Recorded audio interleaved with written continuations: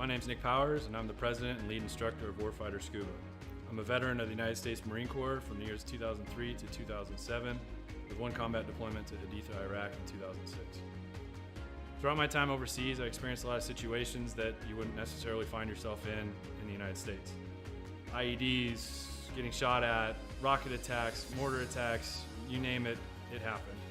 When I got out of the Marine Corps in 2007, I tried to adjust back to civilian life, and the whole time you're in, you just can't wait to get out. And when you get out, you start to realize, did you make the right decision? 9 times out of 10, most of the guys that get out, they immediately plummet into a depression cycle because you don't have that structure anymore that the military provides you. And this hit me super hard.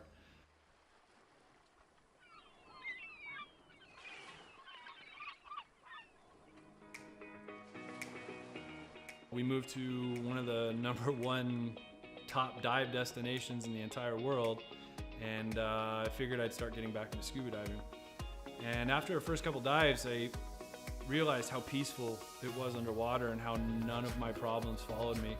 You're just there in the present moment. I had the idea for Warfighter Scuba, and I kind of hinted at it, and they said, "You go for it." And that's basically how Warfighter Scuba was born.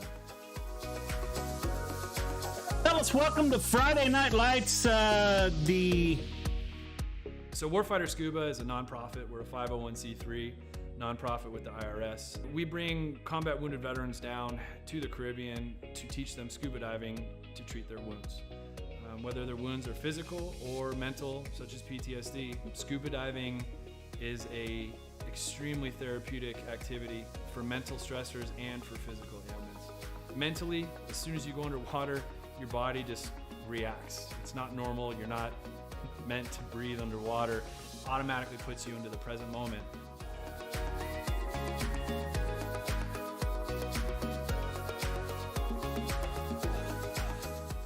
You have nothing but peace and calm.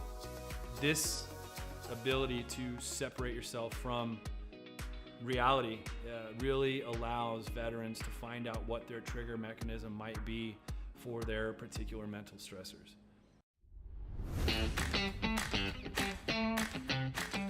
So every veteran who comes through our programs gets a 100% funded trip. Each veteran also receives a round-trip ticket from their home of record. That ticket will bring them straight into Roatan, and their entire week stay, their hotel, their meals, their snacks, everything's paid for. And so that veteran can get an entire week away from reality and completely separate from any kind of problems they might be facing at home. So each veteran receives very private and intimate training sessions when they come down to Roatan. We first start in the pool. We do some confined water skills. We'll then switch out to the open water dives. From that point on, it's not even training anymore. It's just fun. It's learning on a level that I don't think most people have experienced before. We do all the certifications for them that we can in a week at their pace, from open water to full face mask to nitrox. Every trip that we have, whether it's one veteran or 4 veterans at a time, we just have a blast. There's no bad karma. We've seen sharks, we've seen turtles. We've seen 4 eagle rays at once. Just the things that happen when we're in the water together are truly, they're just unbelievable. The dedication that these vets have now to scuba diving and to wanting to come back and to help other veterans experience what they've experienced. It hits me in the heart more than most things have ever hit me in my heart. It's truly an honor to take these heroes into the water. It's really cool to see the transformation that happens to them, from being, oh my gosh, I don't know if I'm gonna be able to do this. I've gone snorkeling a few times, or I'm not that good of a swimmer. And the funny thing about scuba is none of that matters. You're completely weightless in the water. You could come down and have 0 experience in the water and be one of the better scuba divers out there.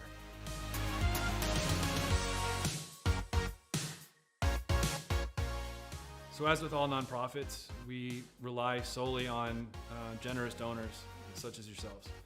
None of these programs could exist without people who are willing to give some of their hard-earned money up to save veterans who might be struggling with everyday life and have that unfortunate thought of suicide. 100% of every dollar that's donated goes directly to the veterans. I personally, myself, I do not take any kind of money.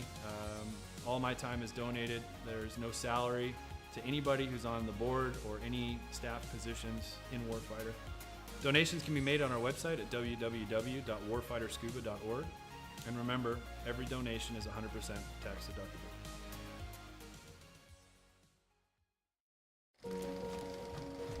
One, two, three. I love it, Molly. They say it's a matter of time, 1,000 days and the sun won't shine before I come back to you. For your love I will go far, I wanna be wherever you are. I know I'm coming back for you. Brother, it's good to see you. Our love is a river long, the best ride in a million wrongs. I know I'm coming back to you. And I'm happy, nothing's going to stop me.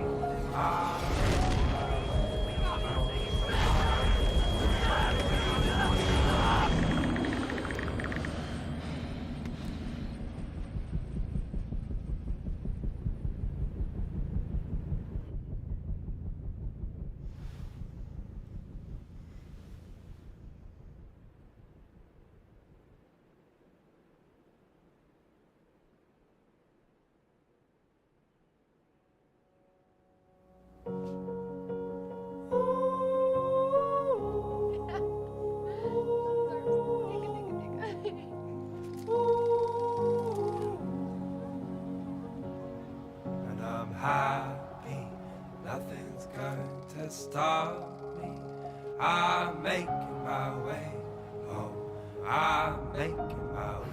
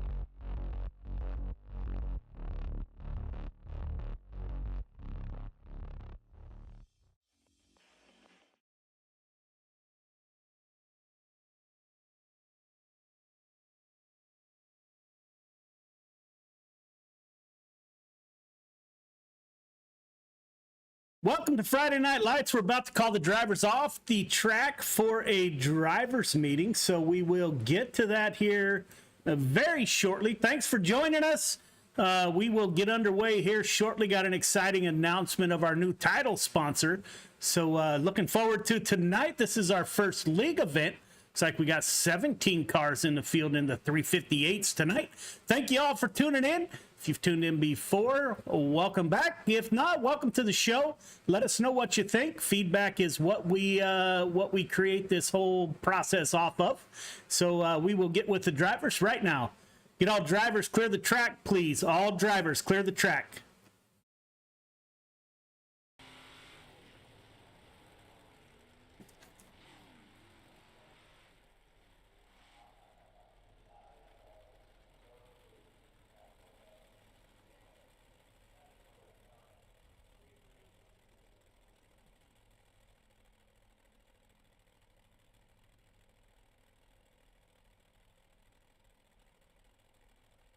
fellas, welcome to Friday Night Lights. As I mentioned previously, this is the first League 358 race. I'd like to welcome you to Friday Night Lights, brought to you by Gears Unlimited. Our new partner is on board this week.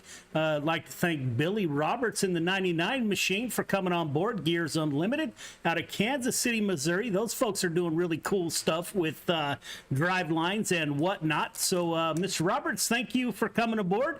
Again, we are Friday Night Lights, brought to you by Gears Unlimited. We still do have division sponsorships available if one might be interested. Just get a hold of us. We do have a ton of penalties this week, is the reason why we went to league events, and I doubt any of these folks are in the field. If I call your name, please serve the penalty that you were given. Deegan Bloomfield, Heat EOL, do not qualify. Tucker Anderson, feature EOL, we'll try to remember that if you're in the field. Nathan Aldridge, Heat EOL, please do not qualify. Stephanie Grand, Heat EOL, do not qualify. 25 car, feature EOL, we'll have to move you to the back of the field in the feature. Malachi Smith, retaliation, contact, feature EOL, so we'll have to remember that. Kevin Davis has a Heat EOL, please do not qualify. Michael Vital, Heat EOL, please do not qualify. And Brady Cornett is suspended until further notice, so I don't see Brady in the field tonight. If I called out your name, those are the penalties for tonight. Here at Friday Night Lights, we do mute the microphones right before qualifying. We do have a close points battle going on. Brian Lefebvre, Caden Berry, Marjulio, Chatham, Wright are your top five. So that's heating up to be a pretty close battle, and we are working on what we are going to give out for those winners. Any questions, comments, or concerns? Now would be the time. Boys, welcome to Friday Night Lights. Don't forget, we got limited late models and sprint cars coming up. So we will be advancing to qualifying here if there are no questions, comments, or concerns.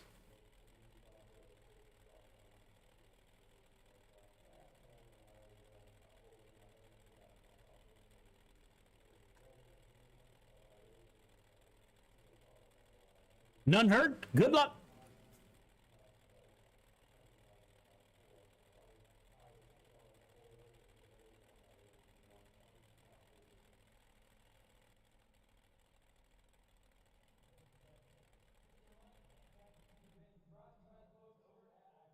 So welcome back to Friday Night Lights. As you know, as always, we are wearing our Friday red shirt. Remember, everyone deployed is what that stands for. We've got Mission 22 on board our shirt, and also a friend of Friday Night Lights. I'd like to thank you all again for tuning in. We are racing for awareness, as we always do on Friday Night Lights. 22 veterans a day take their own life, which is totally unacceptable. We are trying to do our small part to help out by playing promo videos of companies that do collect funds, and they are doing great things for veterans. If you have the means to give, please do so. If you don't, and you know a veteran you haven't heard from in a while, please reach out, let them know you care about them, check on them, see how they're doing. It might be the difference between life or death.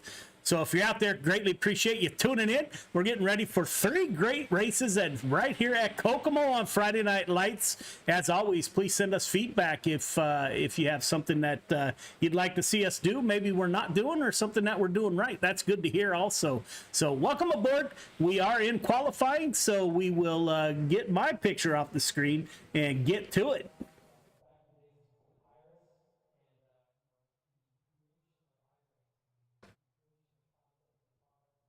It's like Brandon Templeton at the top of the board with a 12.975. Adam Flieger in the 38 machine. Flieger Farms Racing out on the track, currently 6th quick with a 13.307. Good looking ride, Adam. Ryan Lefebvre to the top of the board, your points leader with a 12.921 here at Kokomo. LaFave puts himself at the top of the field. Jordan LaFawn, strong runs. The 11 car puts himself up fourth quick with a 13.127. Looks like we are wrapping up qualifying. That didn't take long. We currently have about 17 cars in the field. Last week we did have a absolute packed house, but the racing was not up to Friday Night Lights standards. So the suggestion came from the drivers that 20 great race car drivers are a heck of a lot better than 40 that are causing all kinds of havoc. So that's why we have changed this over to a league event. 238 Mass Mafia, Anthony Marjulio out on the track. See how Anthony does. Ryan LaFave again at the top of the board with a 12.867. First one to crack that 12-second mark.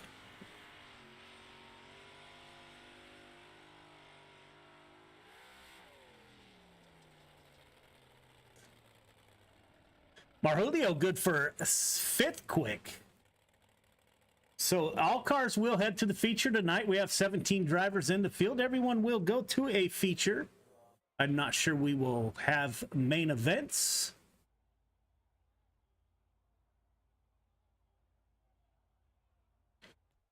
Heat 1 sees Ryan LaFave at the top of the board. Clay Christensen on the outside. Heat 1 to the grid. Heat 1 to the grid, please. Sorry about that.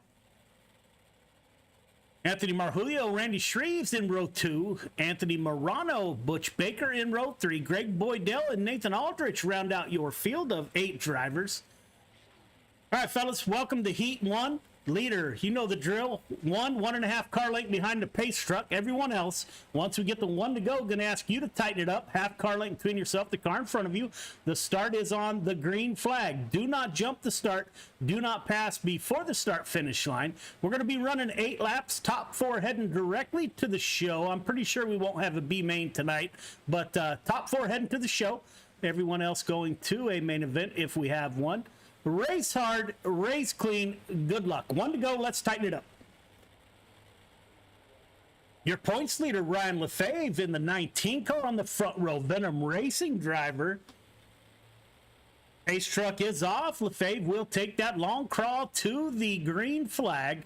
He's got newcomer Clay Christopherson to his outside in the 51 machine. Green flag is out. 19 car down low. 51 up high. 238 dives down low, trying to take it 3 wide. 51 with a crossover. Look at Christopherson. He winds his way through the field. He didn't waste any time getting to the front of the pack. We are 3 wide. Anthony Marjulio now moves up to P2. 19 car of LaFave back to the point. 51 of Clay Christopherson's not giving up. Butch Baker in the 4th and final transfer position. Looks like cars are starting to get nose to tail. Randy Shreves back in the 56 machine, LGR Motorsports driver with Nathan Aldridge in the 514 on his tail. Up front, LaFave, your points leader, pulling away from the field. Anthony Marjulio in 2nd. Newcomer Clay Christopherson in 3rd position. Butch Baker in your 4th and final transfer position. Looks like your top 4 are going to pull away from the field. Randy Shreves in the 56 car in 5th. Nathan Aldridge 6th. Morano in 7th. And Greg Boydell in the 014 is in 8th position. Boydell known for his sprint car skills. We are working laps 7 to 8. Looks like LaFave almost has a second gap over second place Marjulio. Looks like Clay Christopherson, new to the league, on the tail of the 238. Butch Baker putting down a good run. A Venom Racing driver in the 97. Marjulio goes down low to protect that line. Will it pay off? LaFave, Marjulio, Christopherson, Baker. Run it out to the backstretch, fellas. Run it out to the backstretch. Good heat race. So that's a great start to the night. We definitely did not have that last week. Heat 2 to the grid. Heat 2 to the grid, please. Heat 2, we see Brandon Templeton on the front row, followed by LaFont to his outside. Joe Canellis, Billy Roberts in row 2. Adam Flieger, Jeffrey Kemper in 3. Caden Berry and Malachi Smith round out your field of 8 drivers. All right, fellas, you guys know the drill. Leader, 1.5 car length behind the pace truck. Everyone else, once you get the 1 to go, I ask you to tighten it up. Half car length between yourself, the car in front of you. Start is on green. Do not jump the start. Do not pass before the start finish line. 8 laps to get it done. Top 4 directly to the feature. Race hard, race clean. Good luck. 31 car Iowa driver Brandon Templeton, Icon Sim Sports, and on the staff of Friday Night Lights puts a 31 car on the pole with LaFont to his outside in the 11 machine. LaFont has been super tough here the last few weeks, putting together some great runs, but Brandon Templeton win the 31 will bring the field to the green flag. Green flag is out. Templeton down low, the 11 of LaFont up high. Will Templeton slide up or will he stay down low? He stays on that low line. Billy Roberts on that outside in the 99 machine. Looks like we have somebody flipped over in the back there. Templeton settles out in second position. Caden Berry down low in the 12 car. This week's Friday Night Lights driver spotlight in the 12 car. Jordan LaFont followed by Brandon Templeton.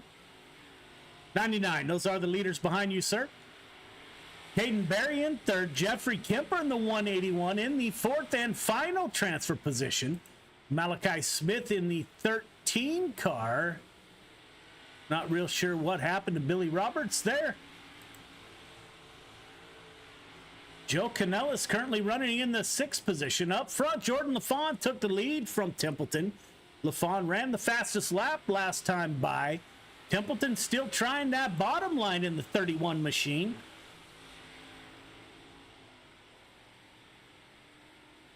Caden Berry up 4 positions, put the youngster up to P3 in heat number 2. If you haven't read about Caden Berry, please go to our Facebook page and check it out. The kid's got things going on. That's great to see, man. Appreciate them coming out and racing with us. Jeffrey Kemper in the 181 car in the 4th and final transfer position. Malachi Smith in the 13 car back there. This is the last lap. Templeton gave it a go at the line. What a great race to the line. LaFont, Templeton, Berry, Kemper punched their tickets to the feature. Great finish. All right, fellas, 3 minutes of warm-up, and we will go feature racing. As you heard, we are going to 3 minutes of warm-up, and we will be back. Mission 22 is founded on the timeless principle that America's warriors are equally valuable overseas as they are within our borders. We are unwaveringly committed to the journey back home and understand the barriers our heroes face when making the often arduous and taken for granted transition home. Trauma is an opportunity.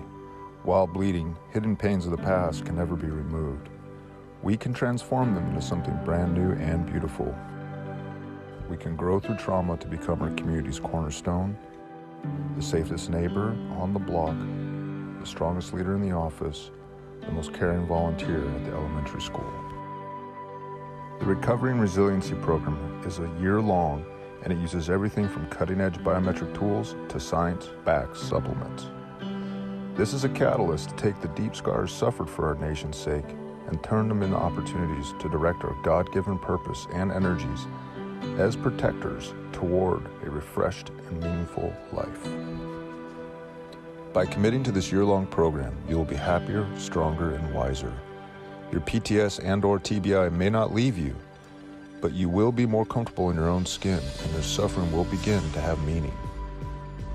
Our goal is to give warriors one thing, the truth. Let's take responsibility for our healing.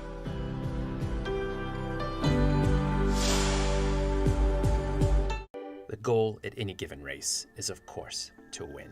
And CrowdStrike, AWS, and DXDT were fortunate to achieve championship-winning results in 2020. We're extremely proud to be partnering with Operation Motorsport through our racing initiatives. Their program seeks to place military veterans in various positions inside a real racing team. The experience aids in their retraining, recovery, and rehabilitation. So my name is Chad Failing. I'm a staff sergeant retired out of the United States Army. I am with Kevin Boehm under DXDT. You're getting creative. You're getting taught to think outside of the box. We couldn't be more proud to be affiliated with this great program. In the spirit of giving back to the community and creating meaningful opportunities, we are committed to building a diverse motorsports platform with the amazing men and women who have served our country.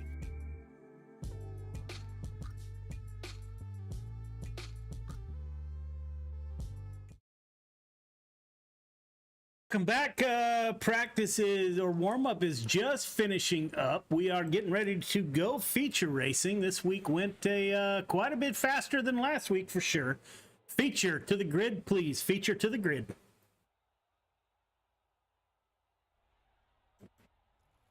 Clay Christofferson, stand by. Get there. Lefebvre on the front row with LaFont to his outside. Marjulio Templeton in row 2. Christofferson, Caden Berry in 3. Butch Baker Kemper in row number 4. Shreve Smith in 5. Nathan Aldrich and Joe Canellis in 6. Anthony Morano, Adam Flieger in 7. Greg Boydell and Billy Roberts round out your field of 16 drivers.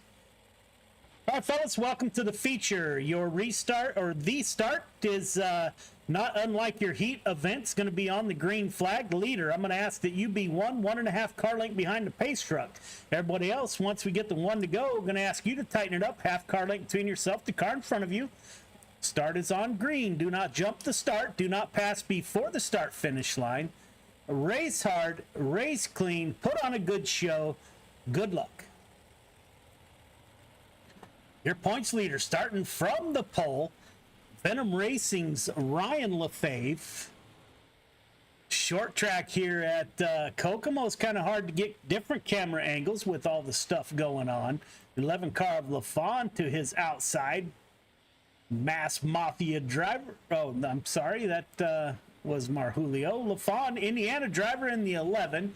Marjulio is actually starting in 3rd position.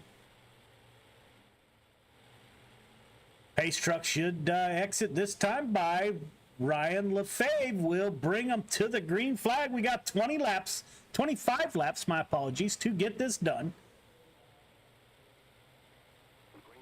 Green flag is out.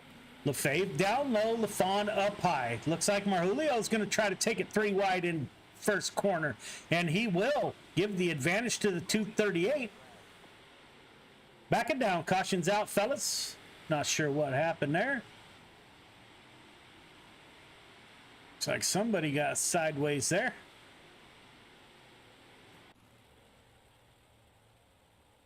All right, this is a short track. Let's get to where iRacing is telling you to go. Get there in a big hurry. Leader, this restart is on you, sir. Anywhere between right about where you're at is your start point.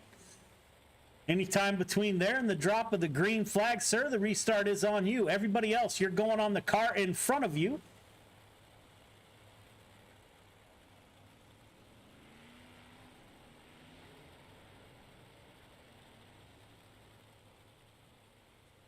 All right, boys, let's put down some laps. Race hard, race clean, put on a great show. Good luck. So last words with the drivers. You got Lefebvre. 1.5 car length behind the pace truck. Going to ask you to tighten that up a little bit there, 19.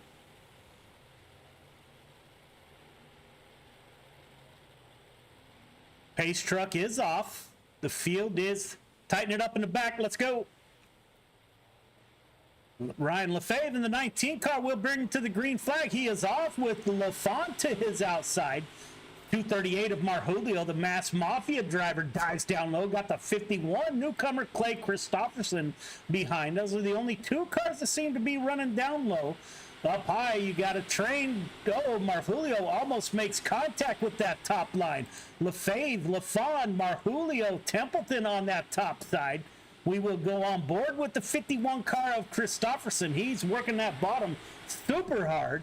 See the 238 dive down in front of the 51 car. Midwest driver, new to Friday Night Lights. Welcome aboard. Giving it a great ride. Side-by-side action. Looks like the 238 is going to take it 3 wide with his teammate to the outside, Caden Berry. Great driving by these drivers. This is what Friday Night Lights is all about. You got the 32 car of Anthony Morano, also a newcomer to Friday Night Lights. And we are 3 wide, even in the back of the pack. Great job of driving by these drivers. Joe Canellis gets up on the tire up front. Caution's out, fellas. Caution's out. Back it down. I think that caution was for Canellis. Hit the tire there. One car got a little bit sideways. Brought out your second caution of the night. Great racing tonight. I got goosebumps already. All right, leader, great start last time. Do that same thing. Everybody else, leader, 1.5 car length behind the pace truck. Everyone else, you're going on the car in front of you. Leader, you know where your start point is. That was absolutely perfect. We are working lap 8 of 25. Be patient. Race hard, race clean. Good luck.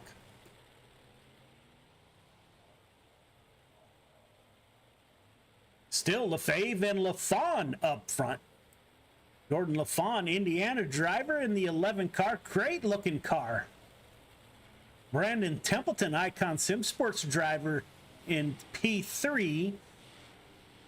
Newcomer Christofferson is currently running in P4. Midwest driver, we need to get Clay to fill out the SDK app so we can get his driver information down below. We will send that out once again. Lefebvre is off in the 19 car. Gets up on that high line in front of LaFawn. Templeton down low. 51 into the fence. Got a little bit wide. Templeton in the 31 car. The first car to try that low line. Templeton currently on a podium position. It is 3 wide behind him. You got the 12 car. The 238 car. Anthony Marjulio. Anthony Morano back there in the 32. Also new to Friday Night Lights. Definitely multiple grooves of racing, and these drivers are using every bit of it. This is super, super fun to watch.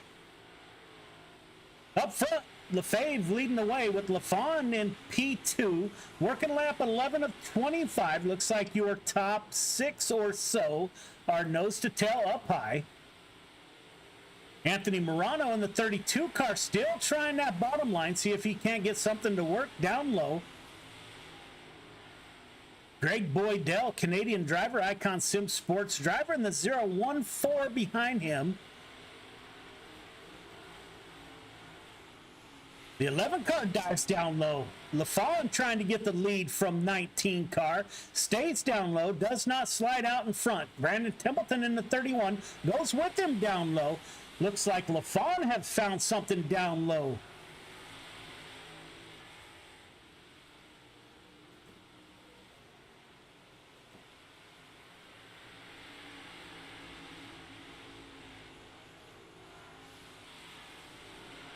Apologies, that might have been Flieger we were watching. I'm not certain. Caden Berry up to P4 in the 12 car. This week's driver spotlight for Friday Night Lights. Anthony Marjulio in the 238 car. This is going to turn up to be a really good finish. Brandon Templeton in the 31 dives down low, trying to give that bottom a try. Youngster in the 12 car is looking for another podium finish. Looks like the 2 ends are about even. In the back, we got the 51 car of Christofferson. Got up into the wall earlier, running that bottom line. Don't know if he damaged that car or not. Currently back in 11th position. Caution's out. Back it down, fellas. Looks like the 99 car Billy Roberts gets up into the fence. All right, fellas, get to where iRacing is telling you to go. Get there quickly. We are working lap 19 of 25. A great show so far. Greatly appreciated. Leader, 1.5 car length behind the pace truck. Everyone else, half car length between yourself, the car in front of you. Leader, you know where to go. Everyone else, go on the car in front of you. Great long green flag runs, drivers. This is absolutely amazing. Appreciate it. LaFave still at the point, led flag to flag. Still got LaFawn on his in his tail here. I don't remember what caution this is, but after the third caution, we do go single file restarts. Brandon Templeton in the 31.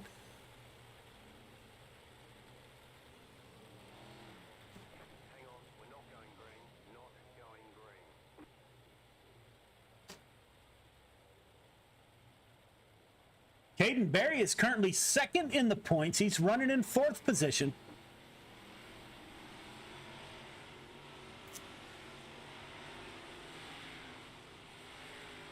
Not sure what iRacing did there, so I owe an apology to the drivers. Now the 230, excuse me, 238 of Marjulio running down low with his teammate Caden Berry to the outside. Berry in points behind LaFave. The 11 up front, LaFawn and LaFave battling it out.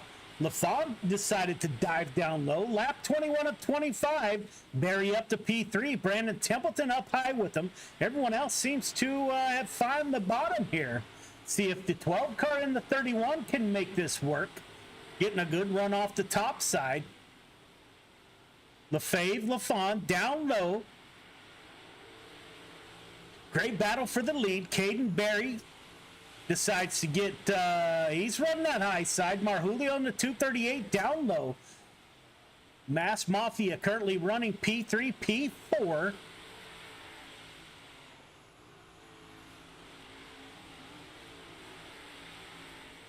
What a great battle.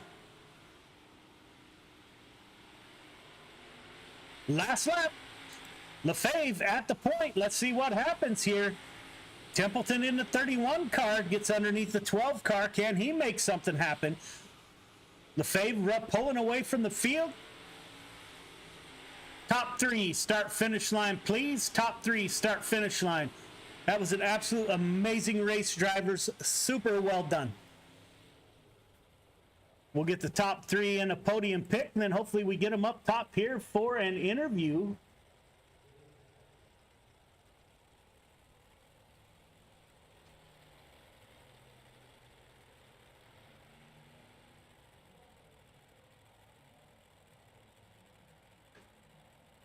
That's perfect. Don't forget to go up for interviews. What a way to start the night. So I have to say that the drivers were 100% correct with making this a league event. Trying to get some stuff off the screen here.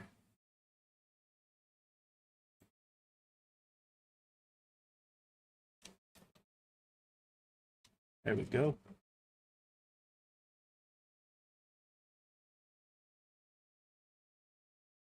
So that was super fun to watch. LaFave and the 238 of Marjulio. We are waiting on Jordan LaFawn to come into the booth. We will get a word with Marjulio. Ladies and gentlemen, the 238 car Mass Mafia driver battling it out with his teammate, the 12 car, Caden Berry. Anthony, this is Joe. Anthony, this is Joe. You got me? Yeah, I got you. Man, great run, brother. You moved up. You stayed the same. How'd the track change? Didn't look like I expected it to get a lot slicker than it did. How'd your night go, man? It was good. I mean, I wish the track got a little more slick. It was top dominant for a while, and then the bottom finally came in. But that last restart, I know messed up. I think Templeton, and I know it messed up Caden because it was delayed and then one to go, and then the green lights lit up. So definitely caught all us off guard and let the top two kind of get a little bit of distance away. But all in all, it was a good race. It was just very top dominant. We just need more cars here, and more heat races to get this track worked in a little bit more. But towards the end, it was definitely you could run the top or the bottom, and it was even. Yeah, man, I got to tell you, on the broadcast, it was absolutely amazing. We had multiple lines of racing. You guys put on a heck of a show. You got anybody you'd like to thank for your run, man? Yeah, the whole Mass Mafia team. You know, Cade and Brandon wasn't able to make this one. You might be in the next ones. You, Joe, for putting this all on, and you know, just all the racers. I mean, this was night and day from the hosted sessions to now where it's a league race, and I mean, it kind of shows just by, I'm sure, what the broadcast showed of just everybody side by side racing. I know that we were 3 wide for a while, so just a big shout out to all the drivers and you guys for putting this on, Yeah, and man. also my girlfriend for letting me do this on a Friday night. Yeah, that's very important. I tell you, I've been married 35 years, and if it wasn't for her, I wouldn't be out in the garage as many hours as I am. So great run by you, my friend. Hopefully, we talk to you again tonight. Hope so, Joe. Thank you. All right, man. Good run.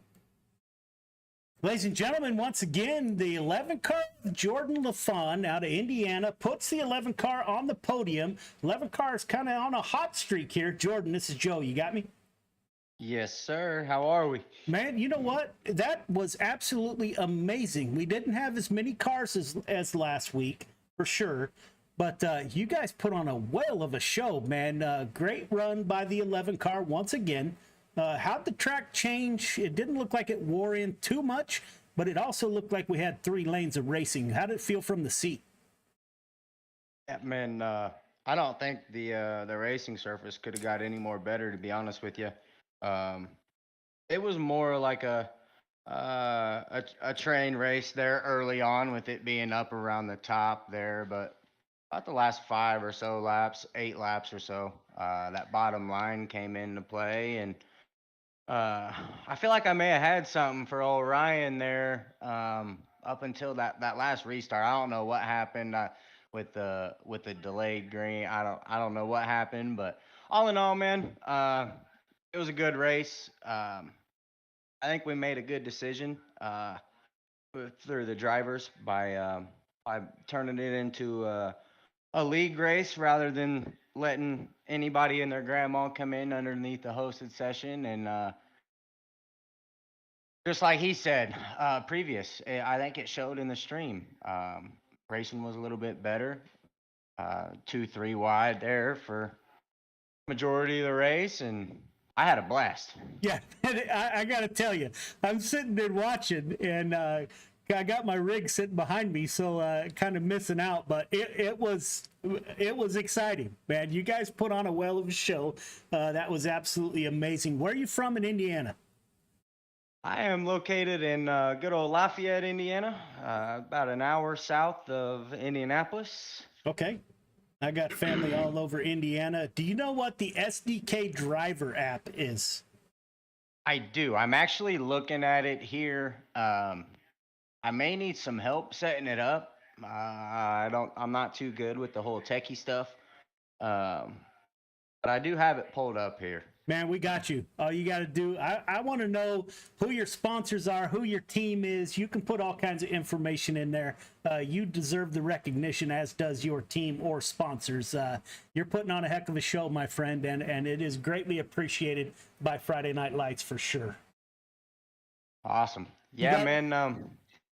I'd just like to give a quick shout out to the guys over at Yoast Racing. I actually did yesterday. I decided to join a different team, and I haven't got all the wraps made yet for the cars, so I'm still running my old paint scheme here in the big blocks and the 358s. But be on the lookout for Nightmare Motorsports. We're about 5-6 guys. We just formed up a little team, and I'm gonna try to get them over here with us, run these Friday night shows. Man, you know what? We need them because we have the Icon Sim Sports guys. That's the team that I started a while back, and we don't run too much because I don't think that would be fair. But we got Venom Racing. We got the Mass Mafia. Man, we need some more of this. So bring them on. We would love to host them. Have them watch the stream. If they like what we got going on, tell them, man, let's go. Let's do this. Yeah, 10-4. I actually shared the stream with them over in or on our Facebook Messenger, and I think a couple of them chimed in, was watching. So I'm gonna holler at them, try to get them boys in here. They like to run the late models and stuff too, and I know late models are up next. So see if I can't get them to get the old league invite into you real quick, and we'll get this show on the road. Yeah, man, we'll entertain that. Great run by you, my friend. We'll see you the rest of the night, I suppose. Right on, brother. I appreciate it. All right, man. Good run. Thank you. All right, ladies and gentlemen, that is the number 11 car of Jordan LaFawn. Your points leader, the 19 car of Ryan LaFave, stays red hot. Venom Racing driver. Ryan, this is Joe. You got me? Yeah, I got you. Man, let me tell you. So the suggestion to change this from a hosted race to a league race, the main support came from Venom Racing, man, and I think that was absolutely the correct call. You guys put on a hell of a show. How was the track? How was the driving? How did it feel from the seat? Because from the booth, it looked super good. Yeah, it seemed good all night. Track stayed real racy, not too, wet where you couldn't get around somebody or anything. You could run the top, and then towards the end, I seen Jordan was gaining on me a little bit in the corner, so then I had to move to the bottom, and then the bottom came in, and it was nice without a lot of cautions. There might not be 40 cars, but you can get, 20 cars that are good racers, and, you're going to get better races, and that's the way it was tonight. Yeah, man. I seriously, the stream was amazing. The show you guys put on. So it looks like you're going to extend your points lead. You're trying to get into my pocket later on this year when we have to settle up this championship, man. Great runs by you, man. Greatly appreciate what you and the Venom Racing folks bring to the show. You got anybody you'd like to thank for your run, Ryan? Yep, Venom Racing, SD Audio. And thank you guys for putting this on and for going to hosted, because I think that was the right call, because I think it's going to be a lot more great racing for the rest of the season. Yes, sir. Ladies and gentlemen, your points leader and winner of the feature here at Kokomo, Ryan LaFave, starts on the pole and brings it home, leads flag to flag. Great job by you, man. We'll see you later on the night, I hope. I'm still undecided, maybe. The guys are trying to get me to do it, so we'll see. You can't just win and leave, man. You got to run. That's it. That's the rules. Well, we had so few cautions in this one. I don't want to be the cause of all the cautions in the next couple. Yeah, I'm pretty certain that won't be the case. But if we see you, man, if not, great run tonight. If we do, good luck in your next races. All right, thanks. Yes, sir. So there you have it. There are your 3 podium finishers. What a great show this has started off to be. The drivers were absolutely 100% spot on by requesting that we turn this into a league event. Again, we didn't have any as many caution, but or as many cars, my apologies, but it turned out well. So we will take a break as we prepare for the late models. We do have quite a while until they come up, so please stick with us. They start at in about 20 minutes, so we shall be back momentarily.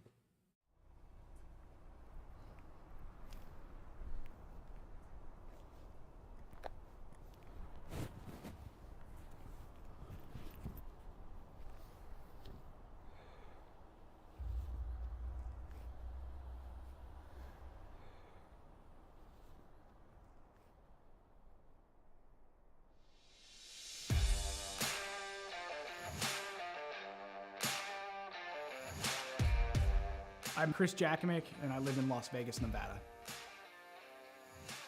Throughout my military career, I spent the bulk of my career out in Las Vegas. It was the first job I had as I was protecting some sensitive resources out there at Nellis. I would deploy to Kuwait early on in my military career with a larger weaponry system to support Operation Southern Watch. And then from 2003 to 2006, I was part of the emerging drone mission for the United States Air Force and Department of Defense. we were fighting the wars in Iraq and Afghanistan from our backyard. You'd be in war for 12 hours of your shift, and then you'd drive home to your apartment here in Nevada. So psychologically, it was very odd. Like, you felt you were in the combat zone every day because you were seeing it on the screens and it was that important. But I don't know what it did to the human psyche at the time.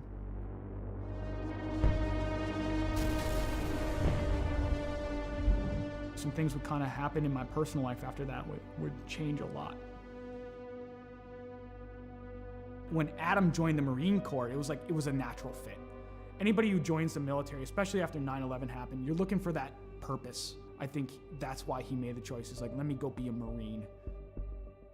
He was in between Fallujah and Ramadi during the heaviest parts of the fighting of the Iraq conflict. I mean, you hear guys like Jocko and everything talk about like the triangle of death. My brother was dead set in the middle of the triangle of death with a Marine unit.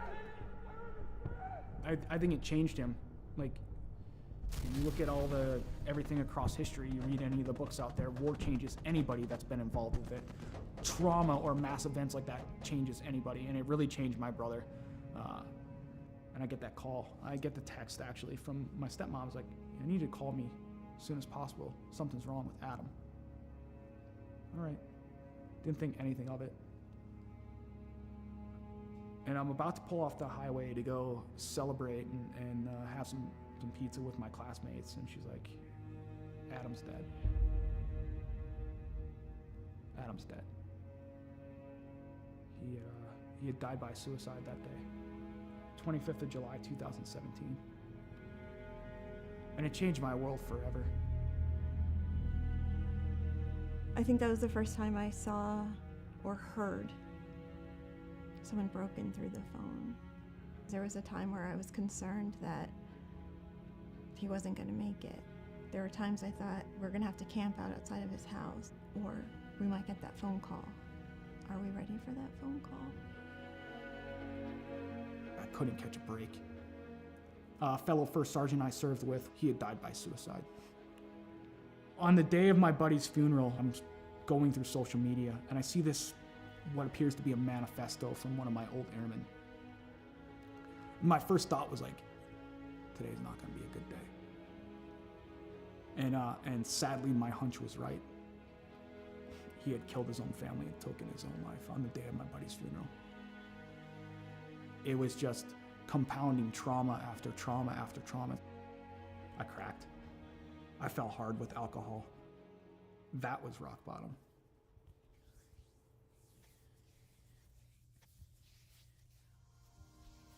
I first heard about Mission 22 just by like surfing the internet and looking on there and seeing some of the programs that they had available. I was like, something seems right about this. To be in a program like the R&R program with them and the innovative things that they're putting together, I have not seen in any other veteran nonprofit. It's putting all this stuff together to heal in the most effective way possible. They're making you do a lot of the hard work through reading, through audiobooks, through physical fitness, through nutrition, open discussion, critical thinking, neuroplasticity and cognitive feedback to where you're developing the brain more. It's given me a chance to regain my life.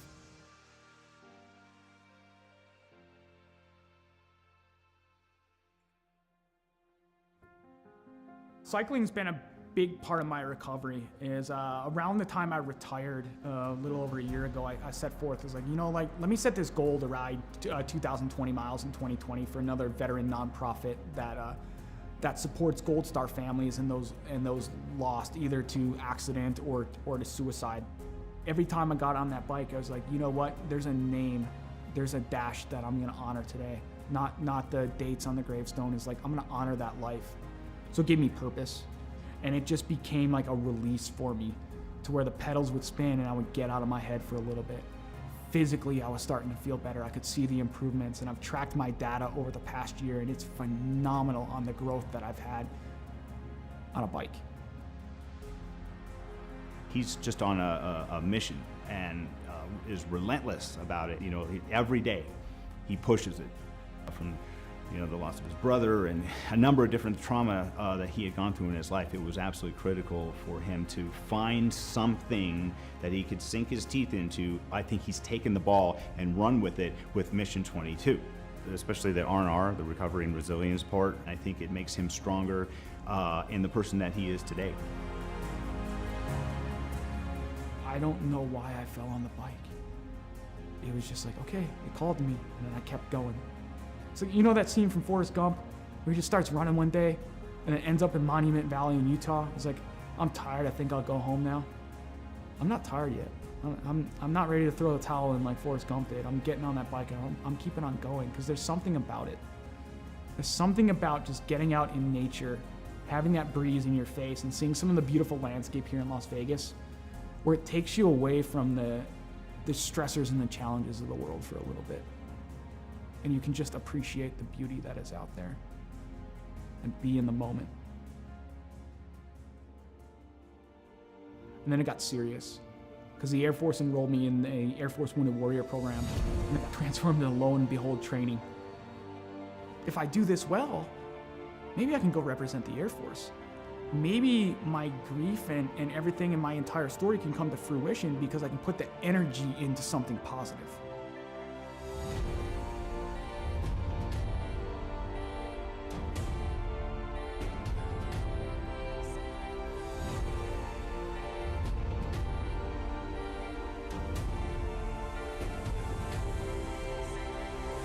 If I made the team, I'd just be overwhelmed with emotion. I suffered a lot of my trauma because of my military service, but at the end, it's like, I gotta be grateful that I'm allowed to compete in this because there are others who didn't make it home or lost the war at home that's what it's about.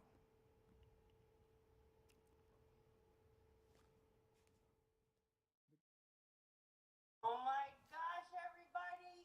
I am so excited. My heart's pumping. My hands are sweaty. Please welcome our very own Director of the Air Force Wounded Warrior Program, Colonel Rich Obert. Over to you, sir.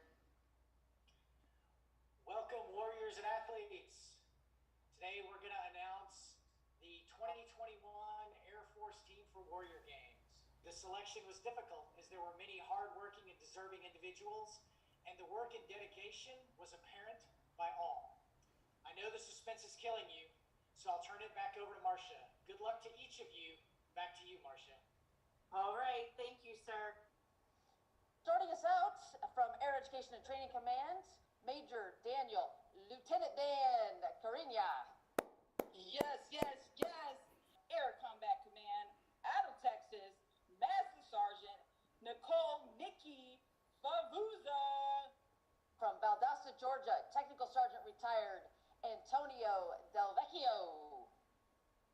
From East Liberty, Ohio, Airman retired Pete Murphy. Technical Sergeant retired Margie Hinkle.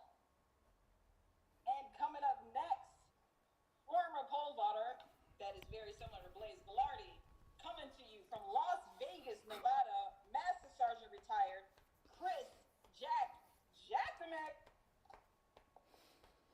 Warrior Games competitor back on the team, Staff Sergeant retired Joseph Alex Pate. Whew. What? He did right. big things back in the day. He's gonna do big things. Coming to you from St. Henry. Wow. We look at Mission 22 and we see all the shirts, we see all the flags out there. I don't think enough of the people understand how big the programs actually are and how that is actually in there. And like, I'm a benefactor from the donations of these private donors that are there to allow me to live life, to improve life for not only myself, but for friends, for fellow veterans, for my children, for my girlfriend, for my family, is to be that, to say, you know what? We can keep going at the end of the day. We can keep going, no matter how hard it gets, no matter how difficult life becomes, we can keep going.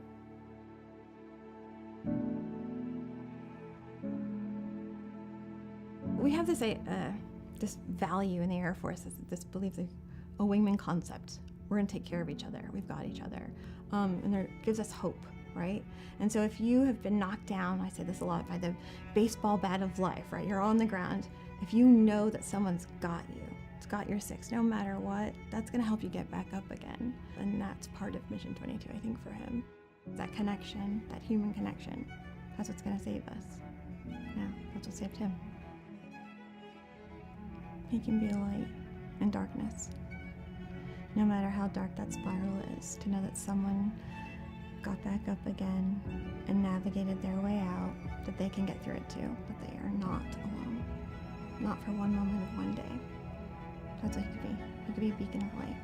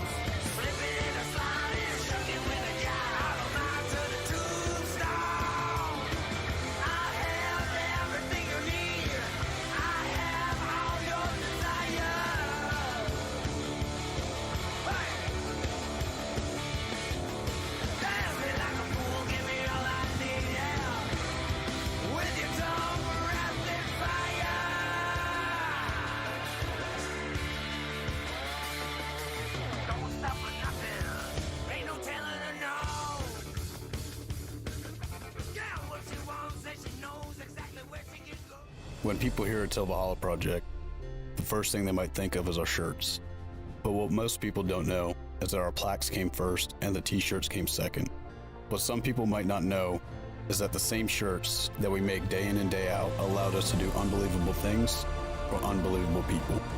Whether it's donating our proceeds to reduce veteran suicide or gifting handcrafted memorial plaques to the families of fallen heroes, these t-shirts simply stand for honor and freedom, two words that wouldn't exist without our heroes. This makes Till Valhalla Project a place our fallen heroes truly live on forever.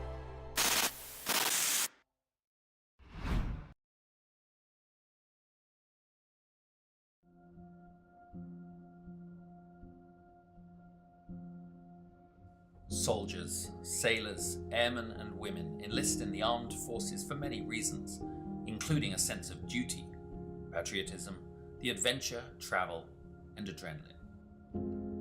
Many continue their military service because they discover a brother and sisterhood, an identity, a team. When service members are injured or wounded and can no longer perform their military duties, they quickly find themselves removed from their team, no longer serving the purpose for which they trained.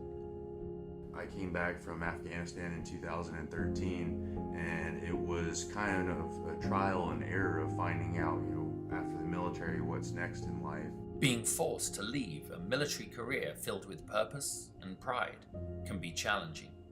Some challenges may leave lasting scars. An illness, wound, or injury can make anyone question their worth and sense of belonging after military service. 35 years in the Army, and I needed something to transition into. And so from that transition came an idea, and the idea was this. Even though a military career may be coming to an end or already ended, recovery can occur in the most unexpected places with unforeseen opportunities. Recovery, whether physical or mental, has no defined beginning or ending. It may last a lifetime. For me, one of the biggest surprises that I found out going through it was that it's not like the flu where, you get sick and then you get better. You're never cured. And that's so frustrating. It's so hard to tell someone that. And it's so easy to slip back. And every single time you have to find a new way to fight it, it's a different monster every time you battle it. This can feel daunting to a warrior who is suddenly forced to leave everything they know, trust, and love, finding themselves at the beginning of an unknown and possibly frightening new journey. Welcome to the world of motorsports. We're in the right place at the right time in our lives to be able to take these guys that are wounded and put them in front of people that can actually show them that there is a camaraderie, there's a brotherhood within the motorsports industry, that there is potential for career opportunities for them if they have the skill set. Motorsports offers an opportunity to regain that sense of identity within a safe, fast-paced team environment, providing a renewed sense of purpose. It has many facets, all created by teams working together for success on the track. Like in the military, in motorsports, the goal is in accomplishing the mission, winning as a team, collectively celebrating the successes and supporting teammates through the losses. Through motorsport opportunities, Operation Motorsport assists medically transitioning service members and veterans with discovering new ways of achieving a renewed sense of hope, purpose, and pride. Besides the basic brake changing, oil changing, tire rotation, I've actually learned how to assemble and disassemble some engine parts, change some axles, do some alignments and stuff. So give it a try. You never know. This was nothing that I expected. I did not expect to be fully suited, jumping over a wall while cars are going 100 and something miles an hour. From motors to media, tires to tickets, and hot laps to hospitality. Operation Motorsport provides beneficiaries the chance to become immersed within professional motorsports and provides them with the opportunity to find out firsthand what captivates their imagination and interest. These opportunities provide an avenue of discovery within the motorsports immersion or diversionary therapy programs, all within the Excite, Engage, and Empower recovery programs. Operation Motorsport also offers virtual engagements and recovery opportunities through an iRacing league, engaging beneficiaries in a safe, competitive environment from the comfort and safety of their home. Meeting other like-minded people, service members and veterans on the virtual racetrack, opening the doors to Motorsport Academy programs that prepare beneficiaries for their first encounters at the racetrack, and possibly leading to a day when they can get behind the wheel. A team environment's a perfect place for people like us to kind of get back into some kind of normalcy when you go through a lot when you get medically discharged. And it kind of sucks and you put through the ringer, but I feel like what Operation Motorsport's doing is just something that's just really valuable. Operation Motorsport prides itself in keeping beneficiaries engaged after the race weekend, throughout their recovery and beyond, through our recovery programs, or as a member of the 22 pit crew. No matter the background or story, Operation Motorsport is always there to listen, provide a safe and comfortable space, and a trusted circle of confidence that is open and honest about what difficulties may lie ahead for those transitioning out of a military career. Operation Motorsport believes in the power of team, identity, and purpose.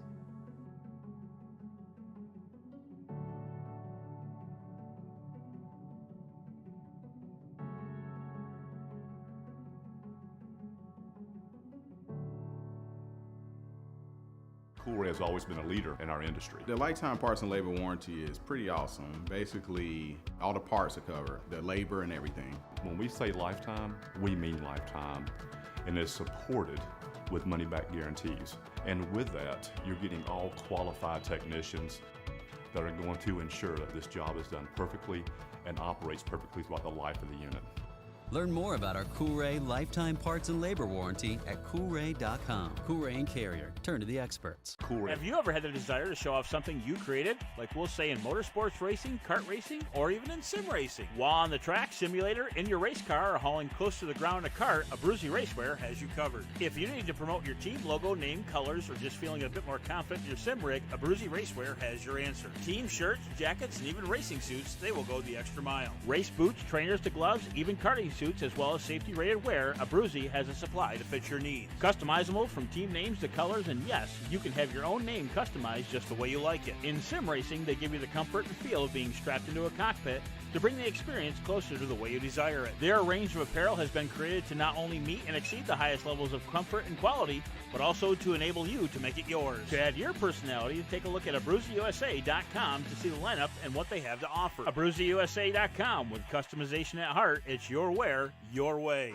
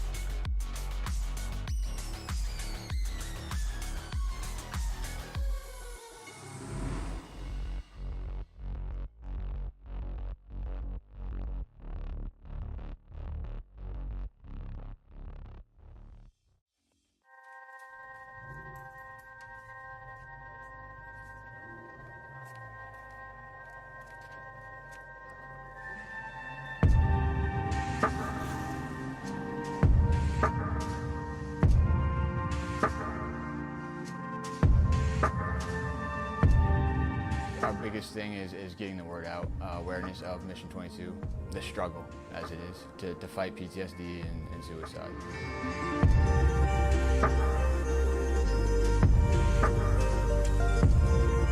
My name's Corey Decker. I'm the state representative for Mission 22.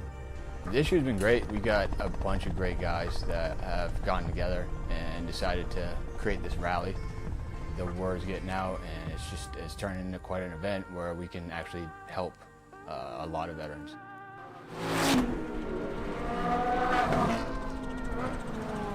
It's a great event, but you really have to go and see it for yourself, and it's really one of those things that's an experience. Just going that weekend, we've seen how it changes people.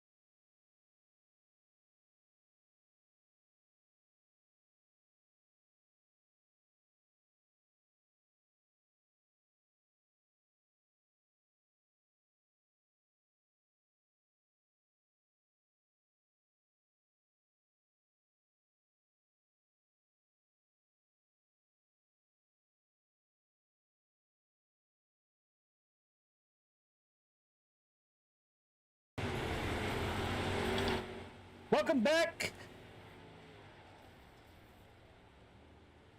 Welcome back to Friday Night Lights. The boys in the mods put on a heck of a show earlier tonight. Now we are here with the limited late models back at Kokomo.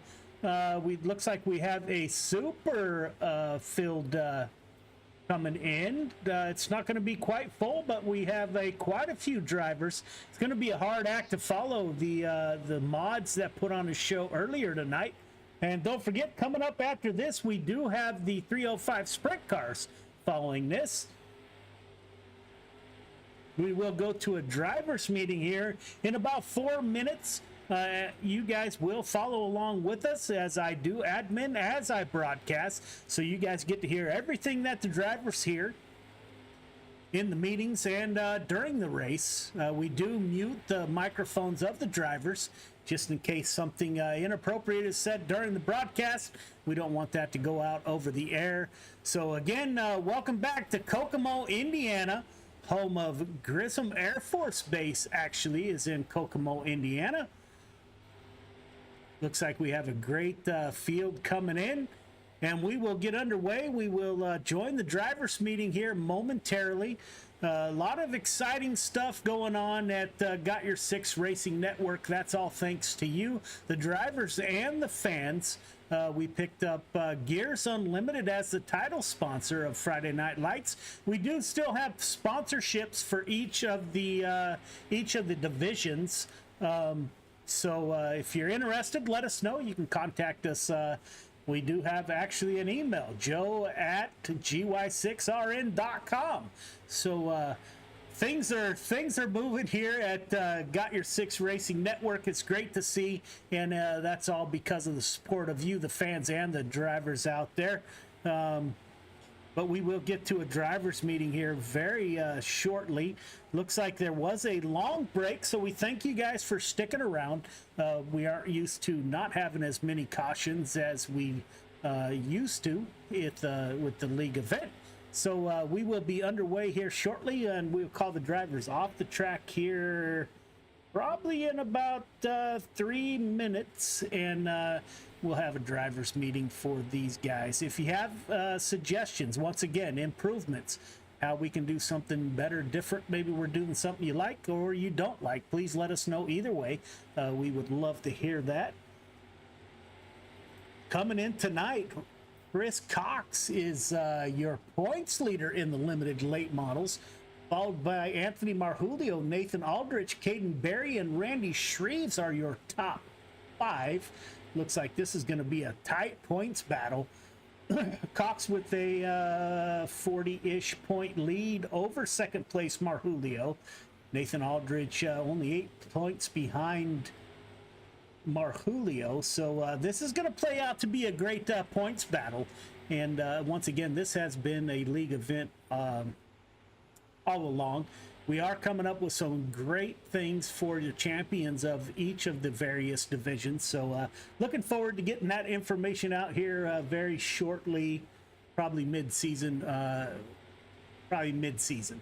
So we will call the drivers off the track here. As soon as I make myself an admin.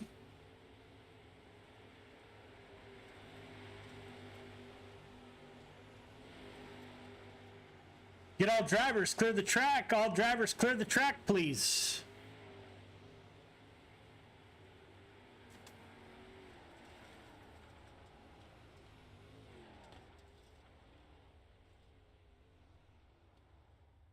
All right, fellas, welcome to Friday Night Lights. As you heard on the previous broadcast, we are now brought to you by Gears Unlimited. Out of Kansas City, Missouri. They're doing some super cool stuff with drive lines. I didn't know that you could have a carbon fiber drive line, but they're doing stuff for real live mods and late models. Check them out, 816-353-4003. Like to thank those folks for coming on board. They are the title sponsor, so this is known as Gears Unlimited Friday Night Lights.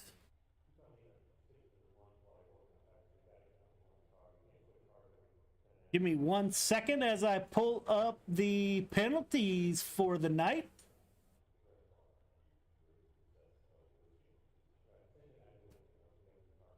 Jordan LaFawn, Heat EOL, please do not qualify. Shannon Ball, Heat EOL, please do not qualify. Kevin Davis, suspension for 1 week for intentional contact. Other than that, fellas, the mods put on a heck of a show, so we're hoping the same out of the limited late models. Got a great turnout tonight, and look forward to a great race. So we will turn the track back over to you for about 4 minutes, and we will go to qualifying. We do mute microphones right before qualifying, so if you have questions, comments, or concerns, now would be the time. Good luck tonight, and the track is yours.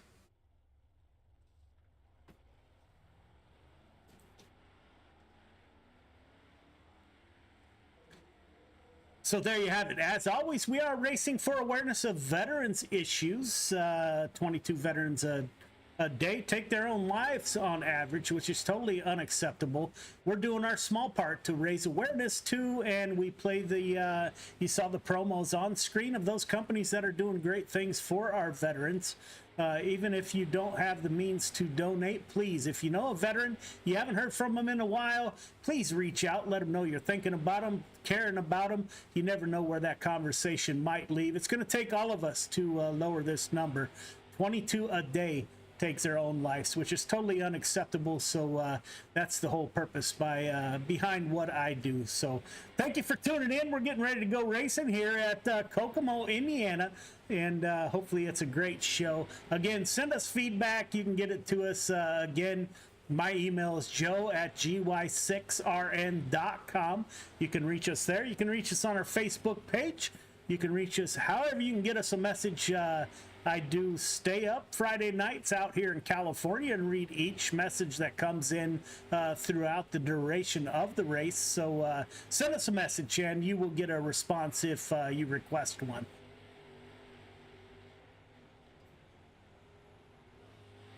We are getting ready to go qualifying here momentarily. Looks like the field is filled up a little bit better than I anticipated it might. Currently, we got 25 cars in the field. As you know, those of you that have been around with us for a while, only 24 go to the feature. So there is something on the line here. One car currently will be heading home at the end of the night.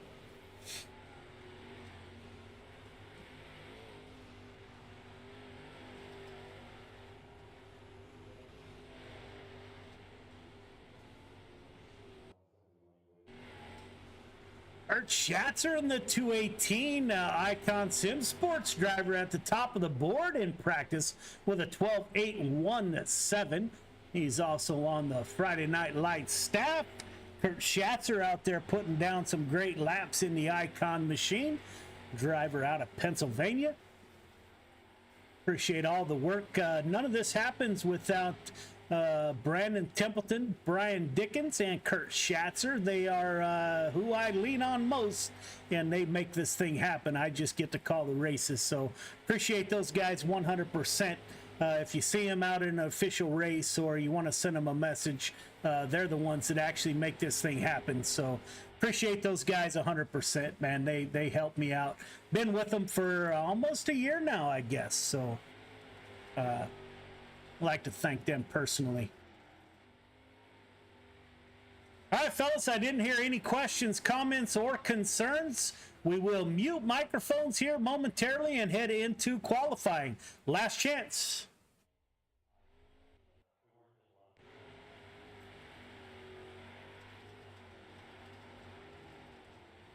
Say that again.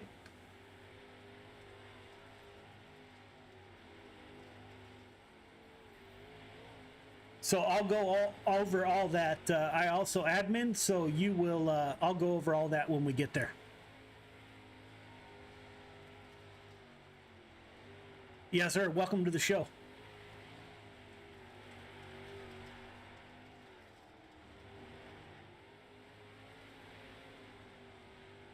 It does not. So we start, trying to remember now, 15% for qualifying, and it carries over.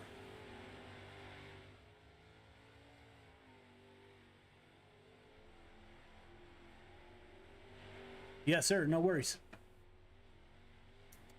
right, fellas, good luck. Here we go.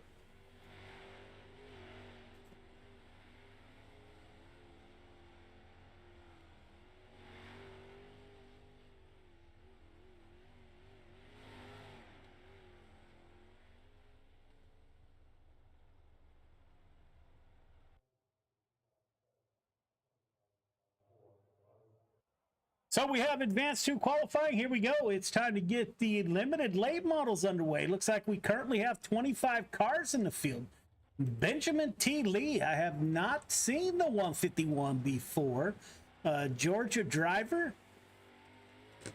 First one out on the track. Let's see how Benjamin puts down his lap here.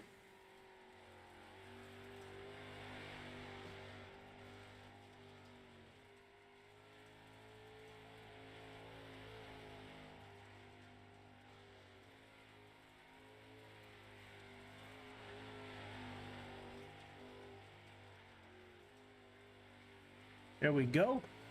Chris Cox to the top of the board.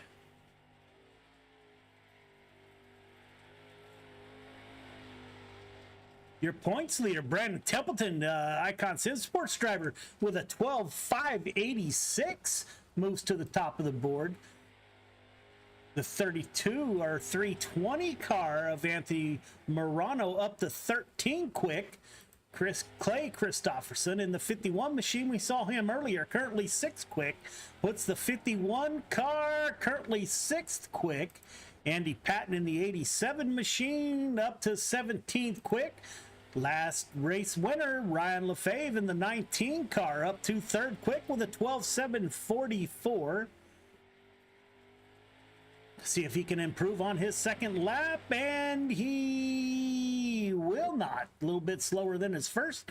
Zach Neubauer finished up with 17 quick. Dave Norquist on the track in the 77 machine finishes 21st quick. Corey Bragg in the,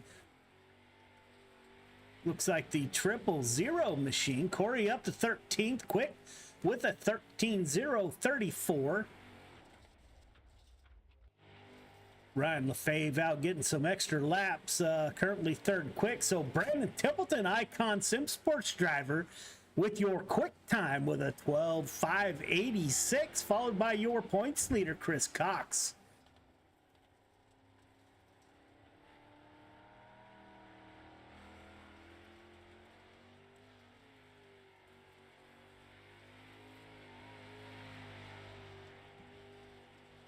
Got about 30 seconds. We will be transferring or moving on to your first heat race. A great turnout by the drivers. Greatly appreciated, fellas. Great turnout by the fans. Thank you for tuning in. Without you guys, none of this happens, so that's greatly appreciated. I'd be out here talking to myself. Anthony Marfulio up to 4th quick with a 12.798. Put the Mass Mafia in the top 5. Rob Piper currently out on the track in the 92 machine. I don't know what happened to Rob there. Heat 1 to the grid. Heat 1 to the grid, please. Brandon Templeton and Marfulio on the front row. Clint Conrad and Greg Boydell in row 2. Malachi Smith, Anthony Morano in 3. Anthony Patton, Dave Norquist in 4. And Steve Warden rounds out your field of 9 drivers. All right, drivers, welcome to heat number 1. Leader, you know the drill. Gonna ask you to be 1.5 car length behind the pace truck. Everyone else, once you get the 1 to go, gonna ask you to tighten it up. Half car length between yourself, the car in front of you. Start is on green. Do not jump the start. Do not pass before the start finish line. We're gonna be running 8 laps. Top 4 heading straight to the feature. Everyone else, I'm not certain we will have any mains or not. 25 drivers, probably not. Race hard, race clean. Good luck. Put on a great show. Thanks for joining us. Brandon Templeton in the 31 machine. I actually met Brandon Templeton running in limited late models on officials. The pace truck is off. It was about a year ago, and we joined our efforts, waiting on the green flag. Green flag is out as Templeton runs down low. 238 of Marjulio up high, crossover with the 31. Marjulio, now Brandon Templeton crossover. 31 and 238 doing battle at the top of the field. Clint Conrad, currently the fourth and final transfer position in a battle. The 23 battling it out with Malachi Smith, Venom Racing driver.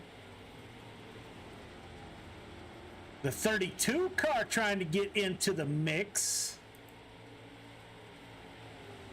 Anthony Morano, Clint Conrad currently in the fourth and final transfer position. Anthony Morano on the first car on the outside looking in. Greg Boydell, looks like Greg Boydell just moved up to P2. Two Icon drivers running 1-2 with Anthony Marjulio back to P number 3. Clint Conrad, now it looks like the top 4 are pulling away from the field in lap 6 of 8. Brandon Templeton extending his lead, almost a second gap over second place Greg Boydell. We got a battle back in 5th position. Anything can happen. Clint Conrad in the 23 machine is currently your 4th and final transfer car. Marjulio still trying to capture the 2nd position from Boydell. This is the last lap. Brandon Templeton on the point. Your quick time driver for the night, followed by Boydell, Marjulio, and Conrad. Not sure how Conrad will push it here since both cars will transfer. Conrad at the line. Marjulio, Templeton, Boydell, Marjulio, and Conrad are your 4 transfer drivers to the feature. Heat 2 to the grid. Heat 2 to the grid, please. Chris Cox, Benjamin Lee on the front row. Christopherson, Barry in row 2. Brad Kemper in 3. Willingham and LaFawn in row number 4. All right, fellas, by now you probably know the drill. Going to ask the leader to stay 1.5 car length behind the pace truck. Everyone else, once we get the 1 to go, going to ask you to tighten it up. Half car length between yourself, the car in front of you. Start is on green. Do not jump the start. Do not pass before the start finish line. We're going to run 8 laps. Top 4 heading directly to the feature. Everyone else probably going to a main event of sorts. Race hard, race clean, put on a great show. Good luck. Chris Cox, your points leader, is going to start on the pole of heat number 2 in the 515 machine. Chris has been on a roll, which is apparent by his points lead that he currently has.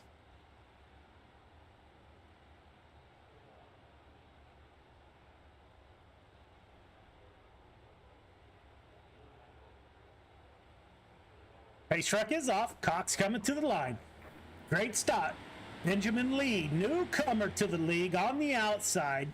Chris Cox on the bottom side. Great run on that top side. Put Benjamin Lee to the point in the 151 car.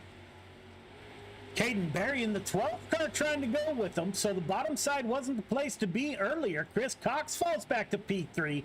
Clay Christopherson back to P4 in your 4th and final transfer position.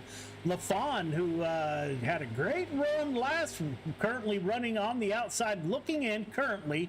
Corey Bragg, Jeffrey Kemper, and Zach Willingham behind him. Up front, the 151 pulling away from the field a little bit.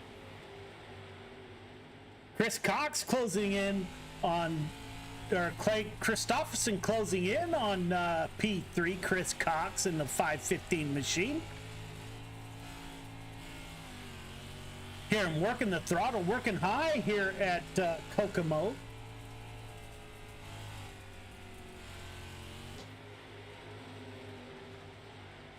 Benjamin Lee making a little bit of a gap over Caden Berry, the 12th car. This week's driver spotlight for Friday Night Lights, currently running 2nd. Christopherson in 4th. LaFawn, the first car on the outside looking in. We are working lap 7 of 8. So we are getting down to the final laps of heat number 2. 1 to go. Benjamin T. Lee on the point. Caden Berry, Chris Cox. It will be Lee at the line, followed by Berry, Cox, Christopherson are your top 4. LaFawn comes home in P5, followed by Willingham and Jeffrey Kemper in the 181 machine. Great heat race by those gentlemen. Great run, fellas. Heat 3 to the grid. Heat 3 to the grid, please. Ryan LaFave on the front row with Randy Shreves, Hunter Jarrell Aldrich in row number 2, Josh Loon, Zach Neubauer in 3, Butch Baker and Rob Piper is your 8th and final driver in heat number 3. Leader, you know the drill. 1.5 car length behind the pace truck. Everyone else, once we get the one to go, we'll ask you to tighten it up. Half car length between yourself, the car in front of you. We're going to be running 8 laps, top 4, heading to the show. Everyone else going to a main event of sorts. Start is on green. Do not jump the start. Do not pass before the start finish line. Race hard, race clean, put on a great show. Good luck. We've seen Ryan LaFave on the front row before. Randy Shreves to his outside. Nathan Aldrich, currently second in the points, will start the field in P4. Pace truck is off. The field belongs to the 19 car of LaFave.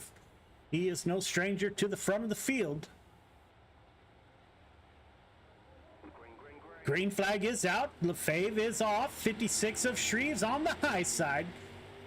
19 car of LaFave will not be able to slide up in front of Shreves.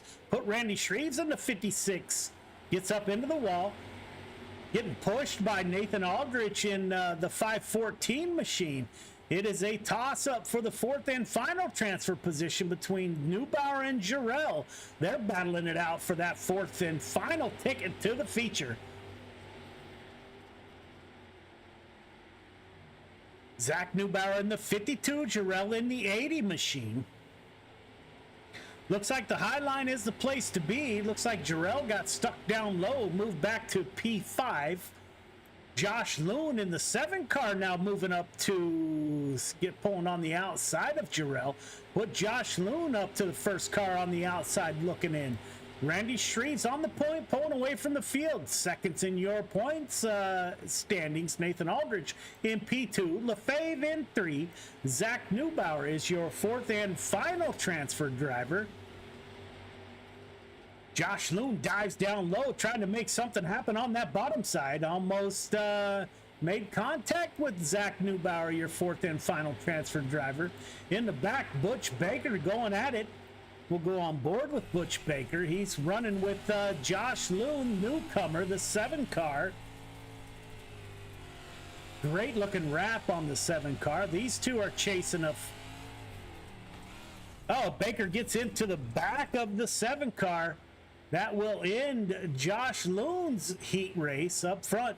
Shreves, Aldrich, LaFave, Neubauer are your 4 transfer drivers to the feature.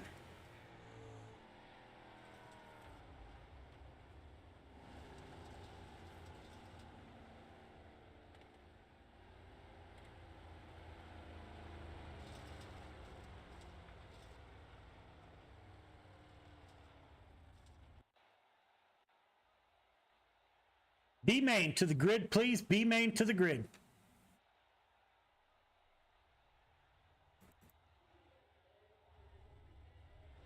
Morano and Lafon on the front row. Baker, Malachi Smith in row 2. Willingham Piper in 3. Norquist Kemper in row number 4. Jarrell Patton in 5. Bragg Loon in 6. Steve Warden rounds out your field of 13 drivers. All right, fellas, nothing changes from your heat races. Leader, 1.5 car length behind the pace truck, please. Once we get the one to go, everyone else is going to tighten up. Half car length between yourself, the car in front of you.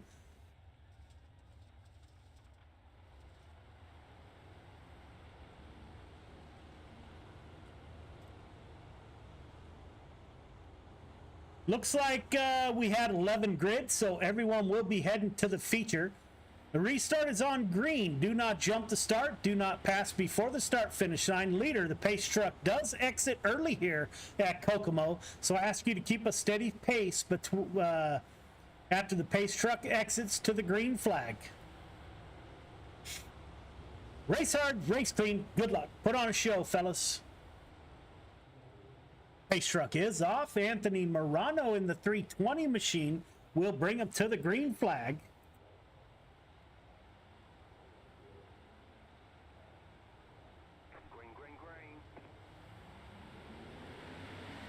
Green flag is out. Murano down low. Jordan LaFawn in the 11 car. We did have a crash in the back, so we got a car upside down. Put LaFawn to the point. Malachi Smith battling it out. Malachi Smith up high. Two more cars made contact. LaFawn at the point. Malachi Smith in second. Rod Piper in the 92 machine in third. Butch Baker in the 97 Venom Racing Machine in fourth. Jeffrey Kemper in the 181 in fifth. Josh Loon in the 7 car. Great looking wrap on that car. Josh currently running in 6th position. Hunter Jarrell in the 00 car, or in the 80 machine, my apologies. Corey Bragg in the 000. Anthony Morano in the 320 machine. Andy Patton in the 87, currently running in the 10th position. Up front, LaFawn leading the way with Malachi Smith, Venom Racing driver on his tail. Smith into the wall. Rod Piper in the 92, currently running in the 3rd position. Top 3 pulling away. Everyone's getting spread out nose to tail. Looks like the train has begun. Working lap 8 of 10. Again, everyone will be transferring to the feature.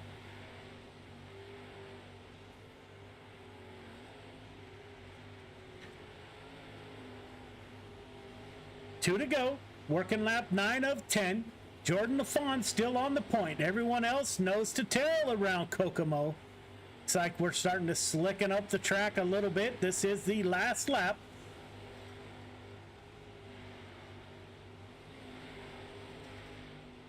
LaFawn, Malachi Smith, Piper, Baker are your top 4 in the B main. LaFawn will capture the B main win, followed by Smith, Piper, Baker, Kemper, Loon in the 7 car, Jarrell and Bragg.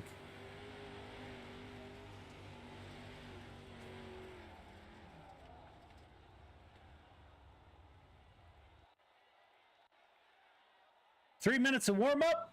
So we got 3 minutes of warm up, and we will be right back.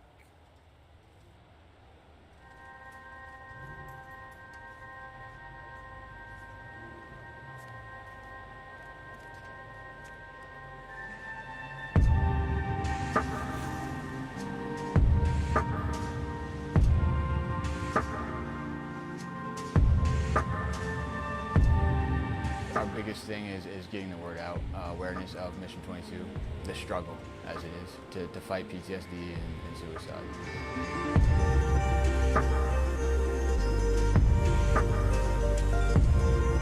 My name is Corey Decker. I'm the state representative for Mission 22. This year's been great. We got a bunch of great guys that have gotten together and decided to create this rally. The word's getting out, and it's turning into quite an event where we can actually help a lot of veterans.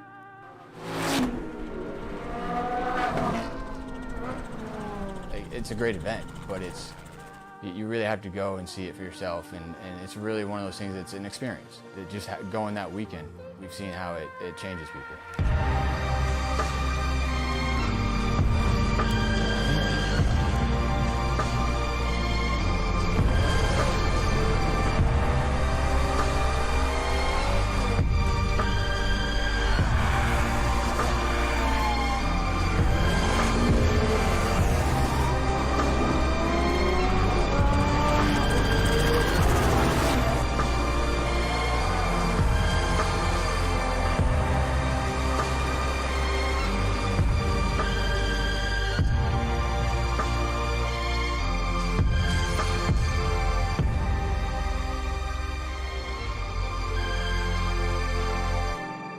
Mission 22 is dedicated to unite the country in the war against veteran suicide.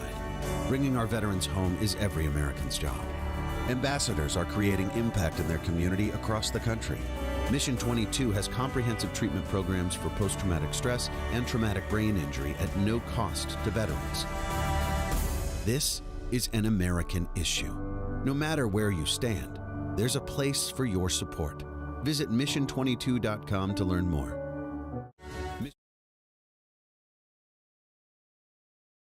Welcome back. We are just finishing up warm-ups. Brandon Templeton to the top of the board with a 12.735. Anthony Marjulio second. Benjamin Teeley currently third.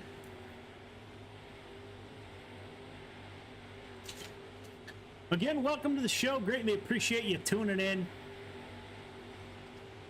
If you have time, let us know how we're doing. If you don't like what we're doing, let us know. That's almost more important than letting us know what we're doing right, because we will keep doing what we're doing unless we hear from you. So please let us know if there's anything you'd like to see us do differently. Feature time, boys. Feature to the grid. Brandon Templeton, Benjamin Lee on the front row. Shrees Boydell in 2. Barry Aldrich, row 3. Marjulio Cox in 4. LaFave Conrad in row number 5. Christopherson Neubauer in 6. LaFawn Smith in 7. Piper Baker in 8. Kemper Loon in 9. Jarrell Bragg in 10. Marano, my apologies, Patton in 11.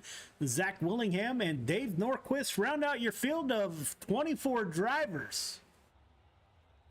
All right, fellas, welcome to the feature. We do have a full feature. Leader, you know what to do. Half car length between yourself, the car in front of you. Everyone else, once we get the one to go, tighten it up. Half car length between yourself, the car in front of you. We're going to be running 25 laps.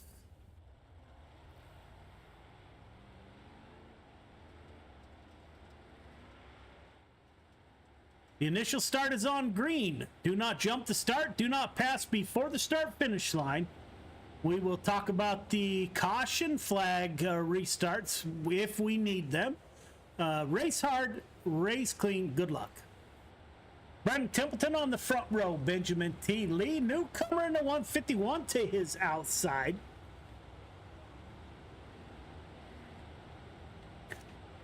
All right, fellas, tighten it up, tighten it up, tighten it up. Let's go, let's go.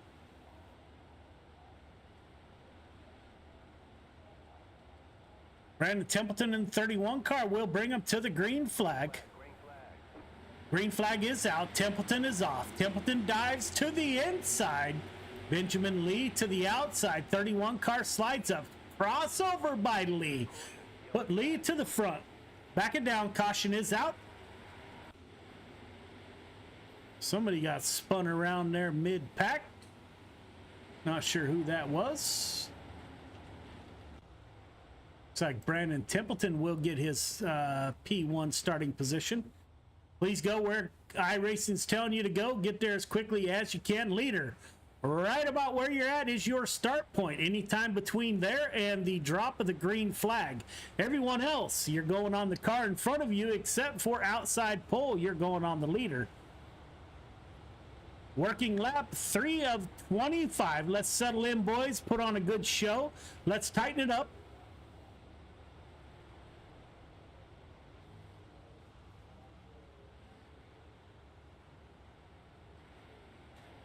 One to go. Let's tighten it up, double it up, get ready to do it again. Let's go.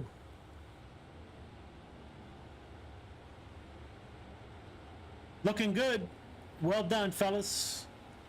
Pace truck is off.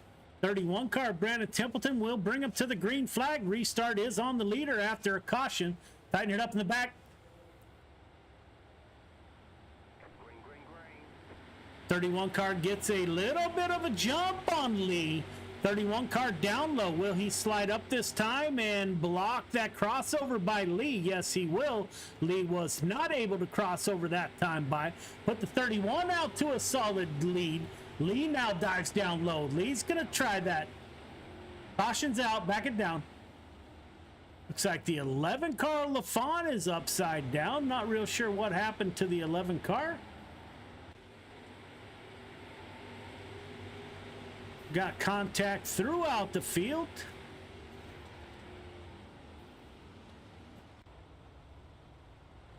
Looks like Brandon Templeton will get his front row starting spot back.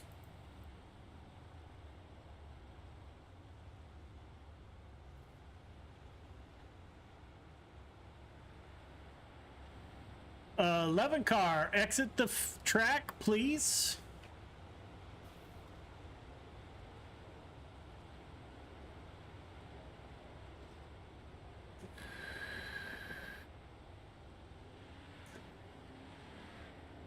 If you're in the back, get caught up as quickly as possible. Let's settle in, fellas. We're only running lap 5 of 25.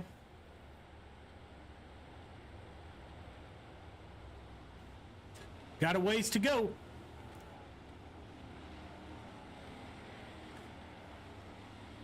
Templeton on the front row still has Benjamin Lee on his outside. Those two have been doing battle since the flag has dropped. Boydell and Shreves behind them. Templeton is off into 31. Looks like the 12 car got loose on the start. Didn't get a good start at all. Now we have some beating and banging behind the 12 car. Templeton to the lead. Driving. Backing down. Caution is out.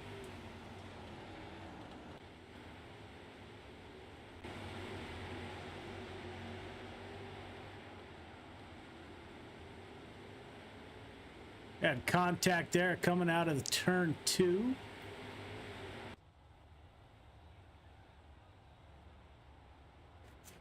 All right, fellas, I think we're going to a single file restart. Let's settle in, get some laps in.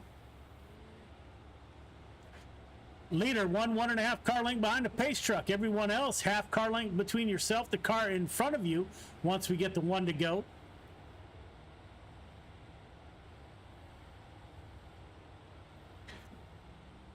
Restart is on the leader. Everyone else in the field, you're going on the car in front of you. Please do not make contact on the restart, as those points will go against your overall points total.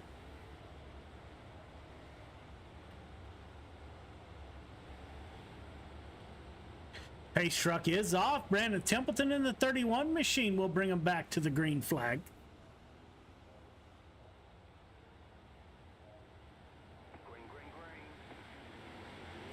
Good start by the 31. Goes up high. You can see that track starting to slicken up. Looks like the action's back. Marjulio Shreves. Don't know who that is down low. The 19 car of Lefebvre taking it down low. Taking it 4 wide. Boydell up into the fence. Lefebvre up to P4, moved up 5 from his starting position. Randy Shreves in the 56 car running the high side. Marjulio running the middle. Lefebvre running the bottom. We got 3 wide racing throughout the field. Great run by these gentlemen. Brandon Templeton up front, starting to get away from the field. Currently has a second gap over Lee.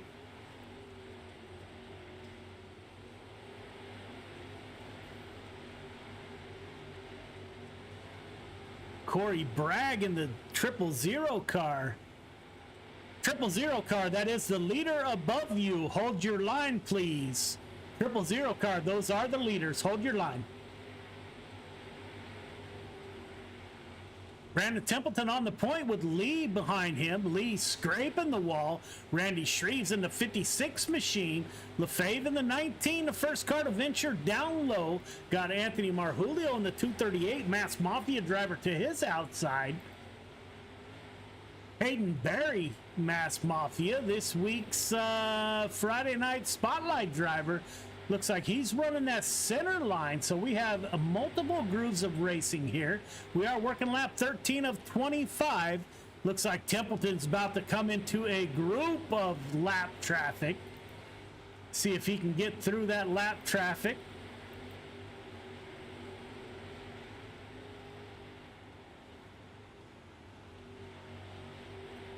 I don't even know who to warn.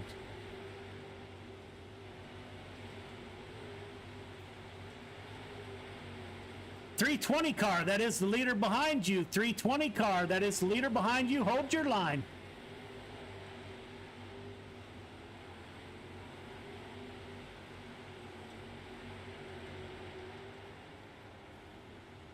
Templeton running down low, working through lap traffic.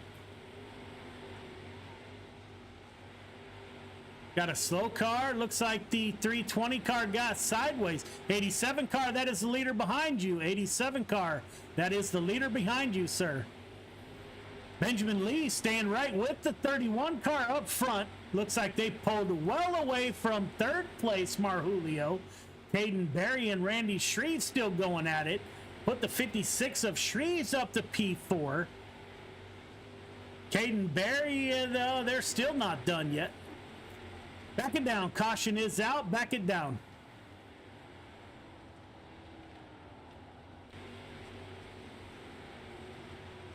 It's like the 014 of Boydell gets down low, just can't make it.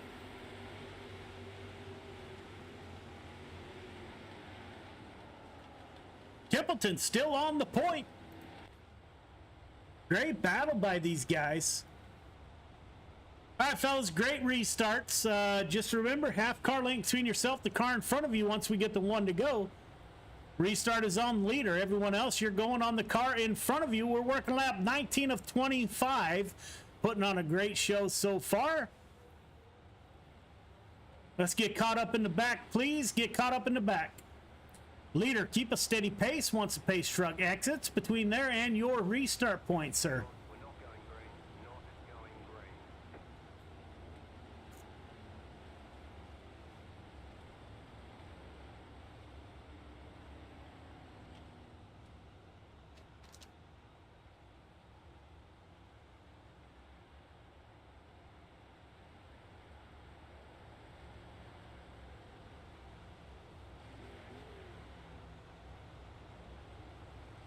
Benjamin Lee, brand new to the league, currently running in P2 behind Brandon Templeton in 31.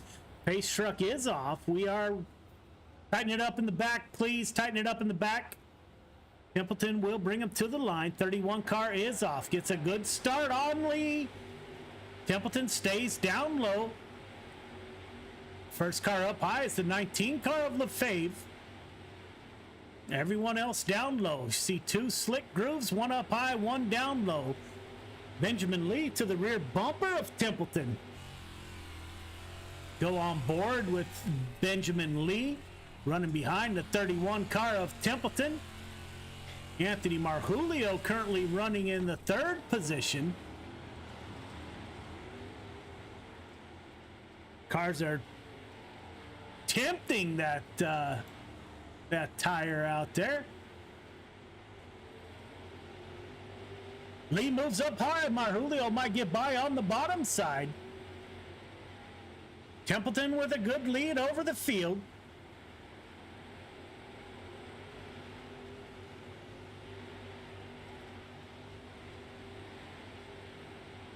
Marjulio up to third. Watch Lefebvre. Lefebvre now working that high side. Everyone else working down low. 19 car of Lefebvre working that high side. Looks like Marjulio pushes off at turn 2 and gives a little bit of room for Lee to get underneath the 238 machine. We are 3 wide coming off at turn 4. We do have 1 lap to go. Brandon Templeton on the point, followed by Lee and Marjulio. This is going to be a drive to the finish. Lee, Marjulio, and Lefebvre at the line. Newcomer Benjamin Lee finishes in P2. Another great run. Top 3 start finish line, please. Top 3 start finish line. Then in Discord, please go up to for interviews. Great run. That is 2 races in a row. We started off a little rough there, but we made it through there in the end.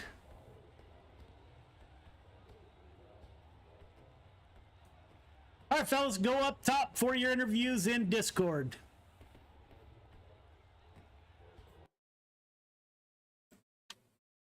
We'll wait for those drivers to get up. It looks like we do have them already in Discord. We will catch up with the 238 Mass Mafia driver once again, putting the 238 on the podium. Anthony, this is Joe. Let me unmute my mic. Anthony, this is Joe. You got me? Yep, I got you, Joe. Great run. So we had a few more cautions than we did in the mods, but man, what a well of a show the field is putting on tonight.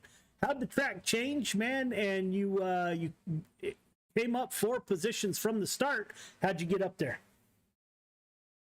I mean, the top was good. The bottom was good. So a couple guys got jammed up on the bottom, and I was able to jump to the top side. And I think I got like 2 or 3 guys, and then just kind of kept working the bottom. And the guys up front would just kind of well in the right rear quarter off the wall. So I was just kind of hoping that they would get crossed up and maybe have something for them. But they eventually went to the bottom, and that's kind of where you needed to be fast. Yeah, man. So when I typed up the messages this morning, thinking about, oh man, we're headed to Kokomo, I was kind of worried about it, man. But this has turned out to some outstanding racing, and you with the Mass Mafia are having a great night. Caden finished in P8 tonight in the limited late models. So good run for Mass Mafia. You got anybody you'd like to thank? Yeah, just Caden and everybody that puts us on. All the racers, I mean, they did another phenomenal job once we got going. We had quite a few green flag runs that were fairly long. So just everyone that does it, you, Joe, for putting this all on, and everyone that's a part of it, and my girlfriend for continuing to let me keep running throughout the night. Yes, sir. The 238 of Anthony Marvulio, the Mass Mafia, gonna try to make it a sweep and put that 238 on the podium 3 races in a row. We're gonna see in the 305s, I'm sure. Yep, I'll be there, Joe. Right on, man. Have a good night, man, and good luck. Anthony Marvulio in the 238, the Mass Mafia driver, captures his second podium finish of the night. And the 151 of Benjamin Lee, newcomer to the league from Georgia, puts the 151 on the podium in P2. Benjamin, this is Joe. You got me? Yes, sir. Man, great run, brother. You and Brandon Templeton kind of battled it out there. How'd the track change, and did you have anything for the 31? I felt like I had something before that caution come out, and that kind of screwed me a little bit. But after he got gone on that last restart, man, there's just nothing I could do to catch him. How many weeks is this that you have? Is this your first week with Friday Night Lights? Yes, sir. First race. Man. First ever podium finish, to be honest. In every league I've ever run, this is the first ever podium finish. That's amazing, man. Welcome to the show. Hopefully we lived up to your expectations. The 151 car on the podium, you can't ask for much more than that, man. The drivers are putting on a hell of a show tonight. You got anybody you'd like to thank for your podium finish? Yes, sir. T-Times Farms, Nightmare Motorsports, my wife, my kids for letting me do this. But that's about it. You know, man, that seems to be a common theme, right? Because I'm in a studio out in my garage and I spend hours and hours. And I was thinking maybe it's because I've been married 35 years. My wife likes to get rid of me, but I got to thank her every time also. So, man, that's great to hear you thank your significant others. That's awesome. We going to see you in the 305s? More than likely, yes, sir. That's awesome, man. Hopefully we talk to you again, Benjamin. Welcome to the league, brother. Great run. Thank you. Yes, sir. Ladies and gentlemen, the 31 car from Corning, Iowa, my great friend, Icon Sim Sports driver, Brandon Templeton, drives the 31 to the podium. Brandon, this is Joe. You got me? I got you, Joe. Man, what a great show. You know, as we were watching the broadcast, I was actually talking how you and I met over a year ago, and it was running limited late models, and I had flashbacks of those guys following you because more times than not, I was behind you trying to catch up. Great run by you, brother. How'd the track change? How'd it feel from the seat?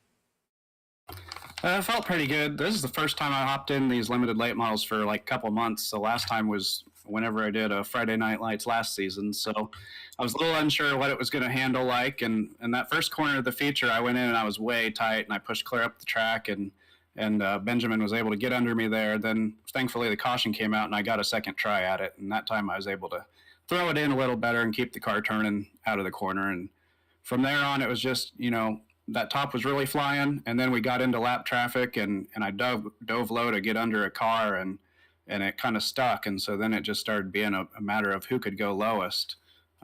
He was running me down, but thankfully I was able to hold him off at the end.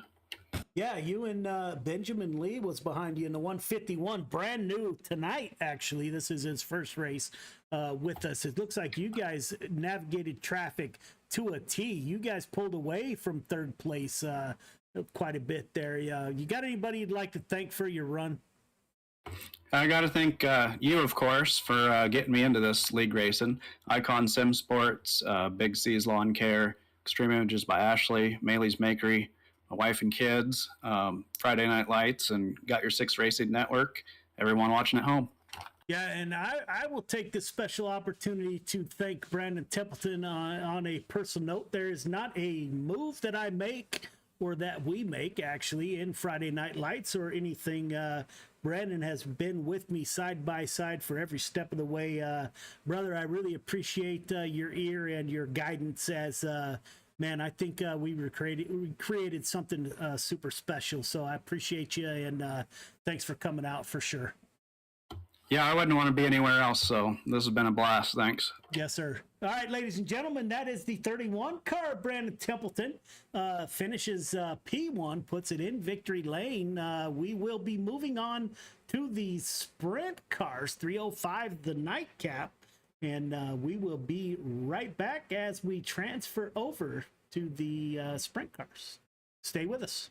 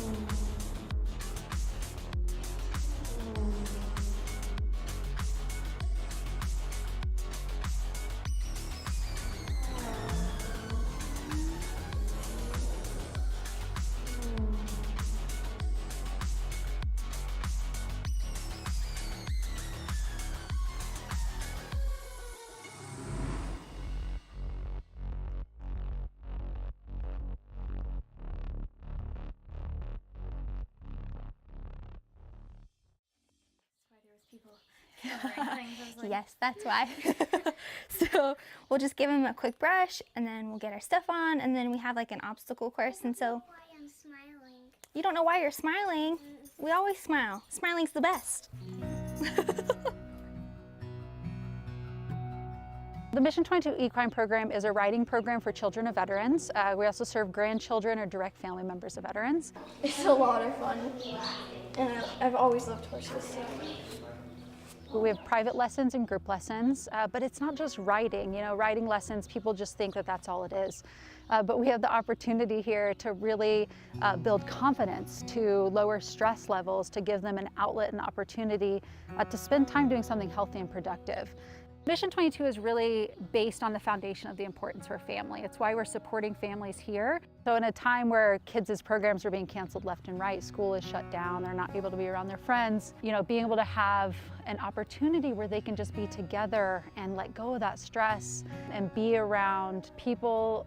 Again, honestly, it's just really that simple, being around people. You know, who would have thought that it was something as simple as that? That's okay. You want to grab his reins, and then I'll have you walk him forward. It's really a special thing to watch these kids come every week and build a partnership and a relationship with their horse. It lets them forget about everything that's going on in life, being able to come here, kind of shut the world out a little bit, and have a really stress-free, fun environment. There's tons of studies that have been done on lowering of cortisol levels of children, and especially with children of veterans, often growing up in a household that can be a more stressful place, to be able to have an outlet where they can be outside, fresh air, horses around them, and just growing in that confidence.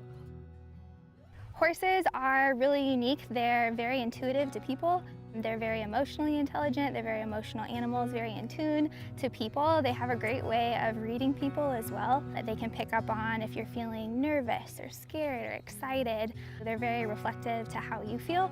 And so it's a great way to kind of check in with yourself and see how you're feeling, because they'll let you know. When you're riding bareback, it's really important to think about keeping your thighs nice and snug.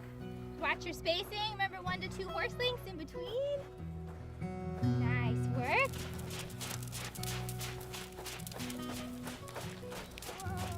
Yep, then you're gonna go through the blue barrels, and you can weave through them, and you can walk through them. Before we came to Central Oregon, we were based out of Portland. So we were renting an office in the city, we were having to pay to board horses, and it was getting to be exceptionally expensive. And so what it came down to was an opportunity to have a facility that we can grow programs out, that we could have the equine program on our own property, that we can continue to operate during a time that nobody really knew kind of what was happening next. And so having our own facility gave us the freedom to continue serving the families that we care about. It's so fun to see parents come and talk to each other, and being able to kind of share stories, watch their kids together is a really neat thing. Talk about just life in general, having a place to come and to really connect with people. Obstacles. I really like riding the horse because it's the best thing ever, and it's so exciting. By supporting families of veterans on this property through the equine program, it really gives us the opportunity to show that importance. So we're not just supporting their kids, but we're supporting their families. They're having a community here, and building that strong family foundation builds a strong veteran. And that is something that we very much believe in, is supporting the family, supporting the veteran, and that cohesiveness together.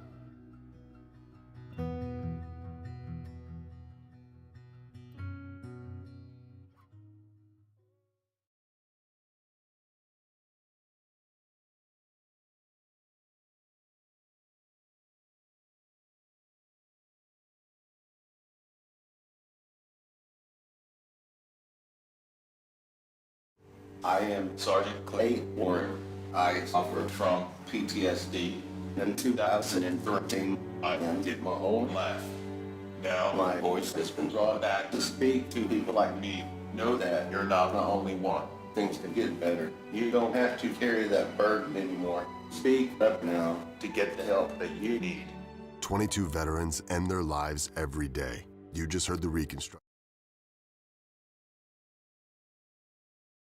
Welcome back to the show. It is nightcap time. The Fix 305 sprint cars here at Kokomo.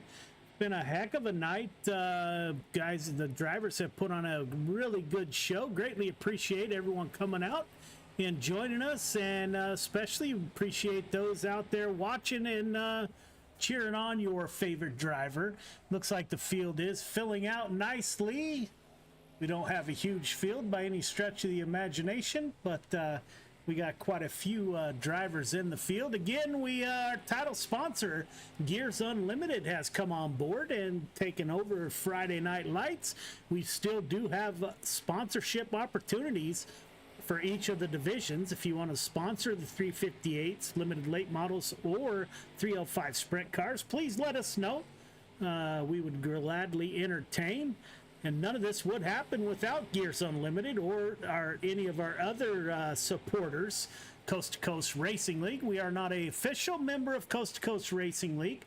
However, they do sponsor us, or they do support us 100%. And that is greatly appreciated. If you're in the market for a great run racing league, check out Coast to Coast Racing League, C2CRL.com.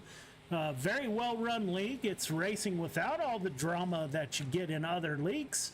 Our league is pretty close based to how Coast to Coast Racing League runs their league. Magnum Race Designs created the logo for Got Your Six Racing Network. I'd like to thank Magnum Race Designs. If you need anything designed, you need a car wrap, you need a logo, get a hold of Brian Lawson at Magnum Race Designs.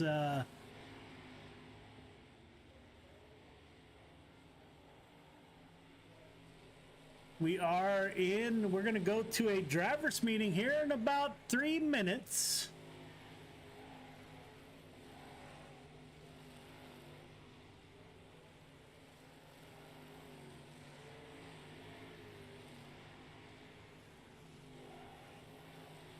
Sean Stevens in the Wyobe machine. We haven't seen the Wyobe race team in quite some time.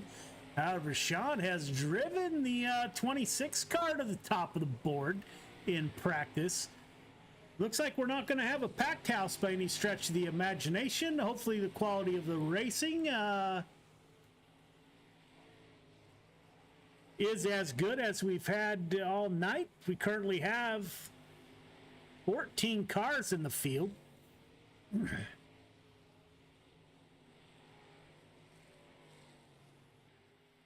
12 car of Caden Berry. Jared Jackson also in a 12 machine, so we need to get that straightened out for sure.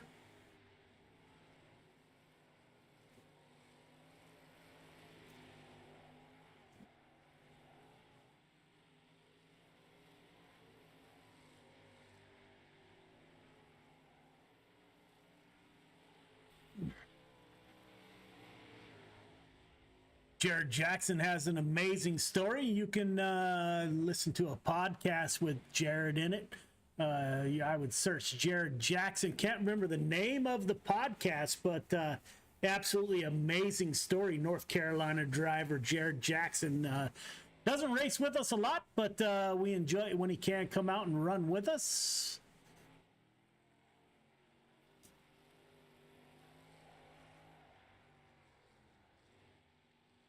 We got a 30-lap feature tonight. Looks like all cars will make it to the feature. Randy Shreves in the 56 car gets a sprint car around just as good as just about anybody. The 87 car of Andy Patton is with us. Car near and dear to my heart, being retired Air Force. The 87 Air Force machine by Andy Patton won wrap of the year at Coast to Coast Racing League.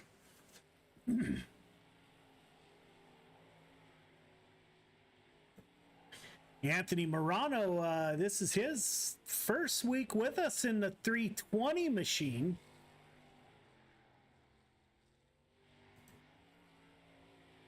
Clint Conrad back with us in the Nightmare Motorsports 6 car. Good looking Jack Daniels machine.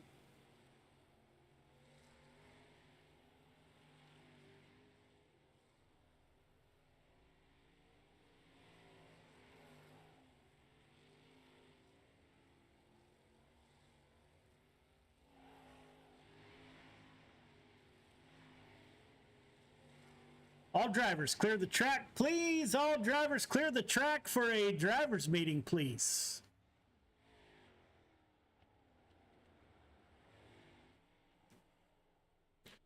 All right, drivers, welcome to Friday Night's Lights, brought to you by Gears Unlimited. We have 2 penalties for the night, and I don't see either of those gentlemen in the field. Chris Cox, EOL, please do not qualify. Jonathan White, EOL, please do not qualify. Other than that, we do mute microphones right before qualifying, so if you have any questions, comments, or concerns, we are going to drop the green flag, we're going to transfer at 15 after the hour. So we have about 4 minutes. For those of you just joining us, welcome aboard Friday Night Lights. We operate 100% off driver feedback. So let us know if you like what we're doing or you don't. We are all ears, so let us know that. So we will turn the track back over to you for about 4 minutes. And if you have questions, comments, or concerns, please get those out within the next 4 minutes as we mute microphones and get into qualifying. Good luck.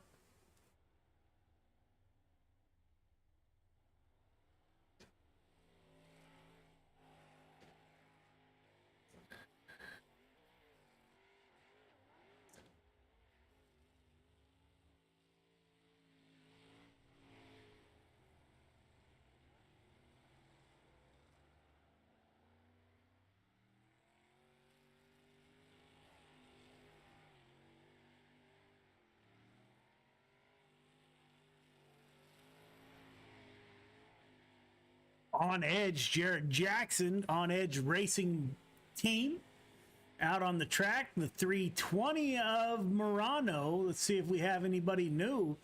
Benjamin Lee in the red, white, and blue 151 machine. Great to see Benjamin back out with us. Anthony Marjulio in the 238. Let's take a quick look at the points. As soon as I bring up the points.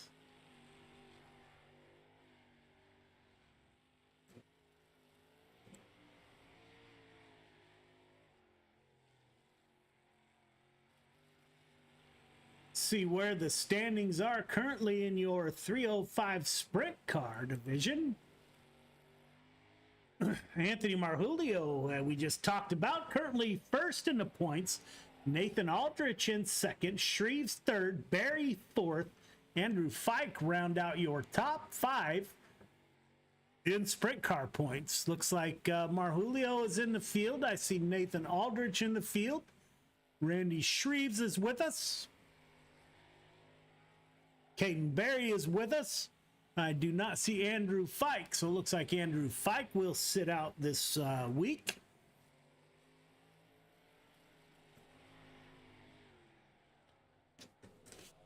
Caden Berry in the 12 car just finishing his run. No, he's not done yet.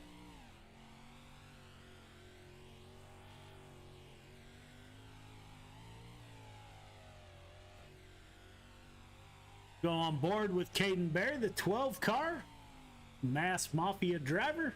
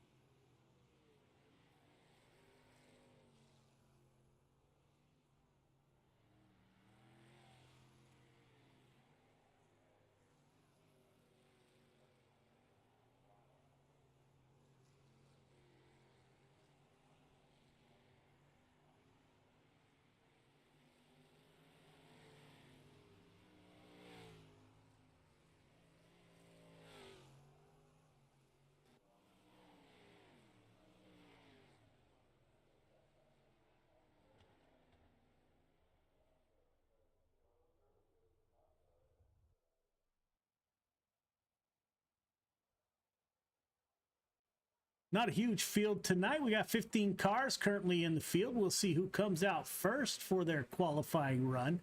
Watch the 26 of Sean Stevens from Australia. Pretty stout, the YOB race team. We'll follow along with Clint Conrad in the Nightmare Motorsports Jack Daniels 6 car.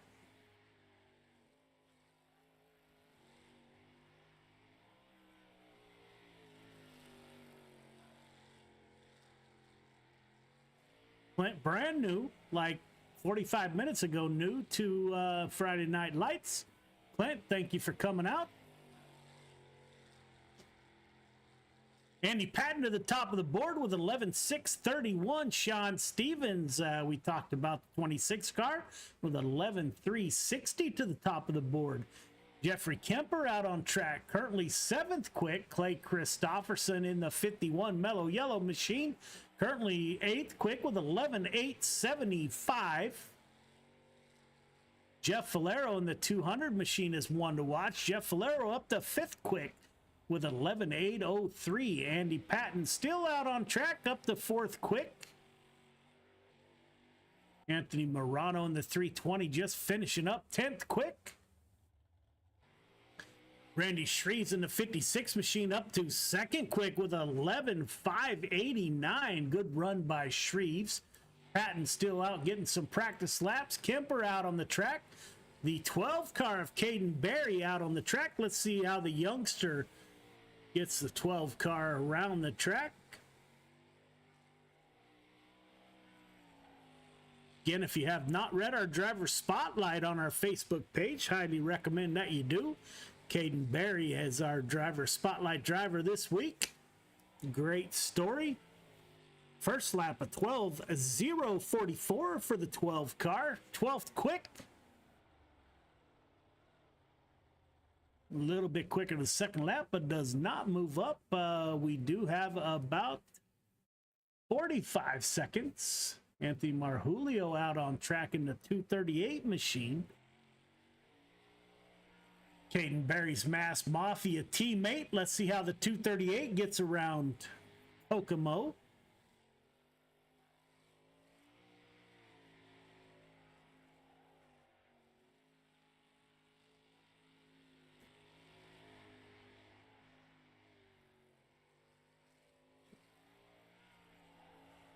Marjulio up to 8th quick with 11.786. Let's see if he can improve on his second lap. Up 1 position with 11.758.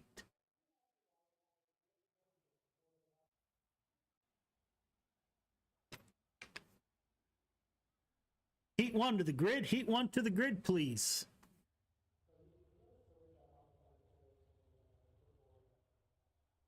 Sean Stevens, Jared Jackson on the front row. Clint Conrad, Anthony Marjulio in row number 2.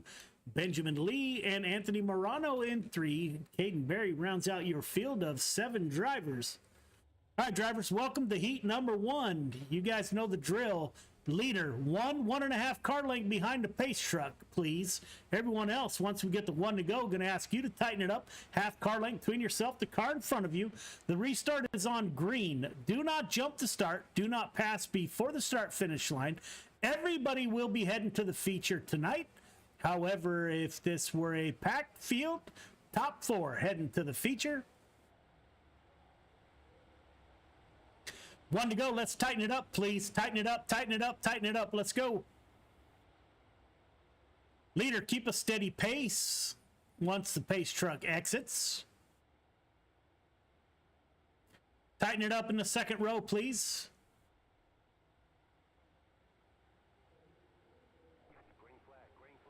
Sean Stevens, Australian driver, down low, got Jared Jackson to his outside. Stevens takes the low line, slider up into that high line. Jared Jackson currently running in second, gets hit by somebody, I'm not sure who.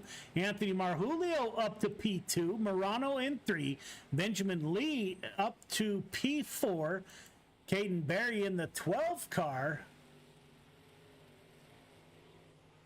currently running in P5. Sean Stevens with a big lead over the field early with over a 1.5 second gap between himself and Marjulio. Anthony Morano in P3 in the 320 car. Benjamin Lee, newcomer to the league in the 151, currently running in the 4th position.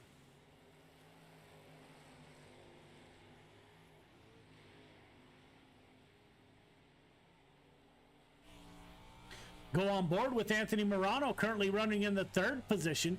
You can see your leader, Sean Stevens, set sail out in front of the field. We are running lap 6 of 8, now 7 of 8.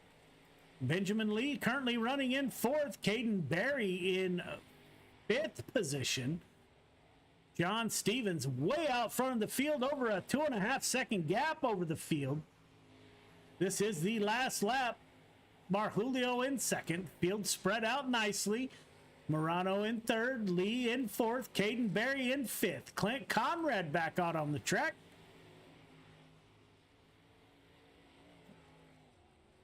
And that is how they will finish. Stevens, Marjulio, Morano, and Lee heading to your feature. Heat 2 to the grid. Heat 2 to the grid, please.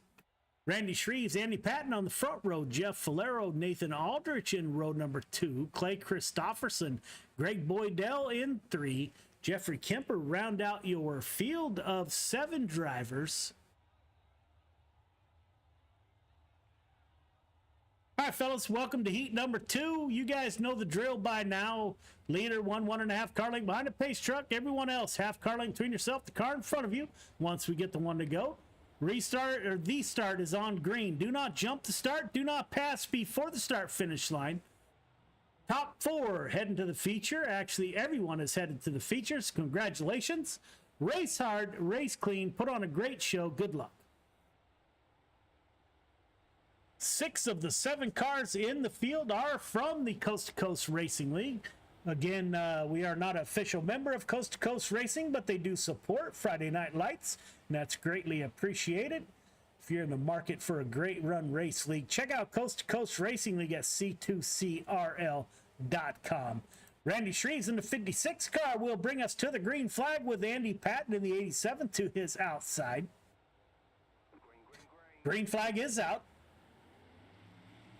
Good start by the 56 machine. He dives down low. Will he slide out? Yes, he will. 87 car falls in line behind the 56. Patton catches the tire down low. Just caught the edge of a tire. Jeff Falero in the 200 machine. Canadian driver up to P2. Nathan Aldridge in the 514. Top 4 break away from the field. Andy Patton, the first car on the outside looking in. Randy Shreves in the 56 car is going to be hard to pass in a sprint car. You let him get out front. If anyone can do it, it's the 200 Canadian driver of Jeff Falero, or the 15 car. My apologies. Nathan Aldrich currently running in P3. Boydell in 4. Greg Boydell, Icon Sim Sports driver. Greatly appreciate what he does for the team. Randy Shreves running a line in front of the 15 car. Falero dives down low, tries to crossover. Shreves up into the fence.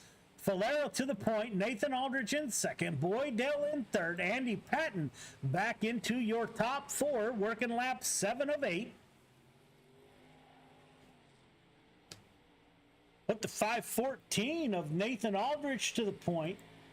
Nathan currently 2nd in your points battle. Got Falero to his outside, trying to battle the 514. Falero dives down low. Last lap, coming to the flag. Aldrich, Falero, Boydell, Patton are your top 4.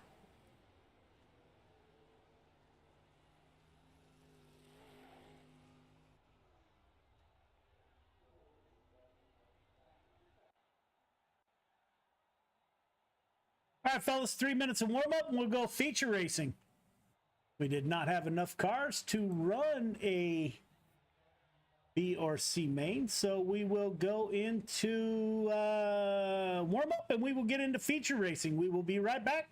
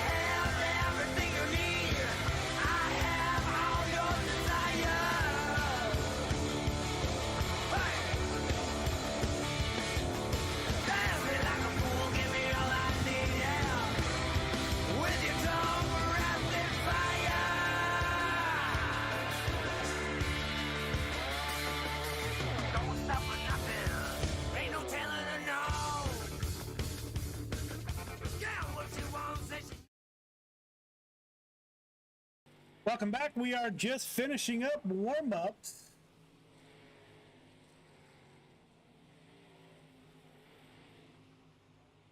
Sean Stevens continuing his reign at the top of the field with a 11.429. Jeff Valero in second position. Feature to the grid, please. Feature to the grid. Sean Stevens, Nathan Aldridge on the front row. Marjulio Flero in row 2. Morano Boydell in row number 3. Lee Patton in 4. Barry Christofferson in 5. Conrad Kemper in 6. Jackson and Shreves round out your field of 14 drivers.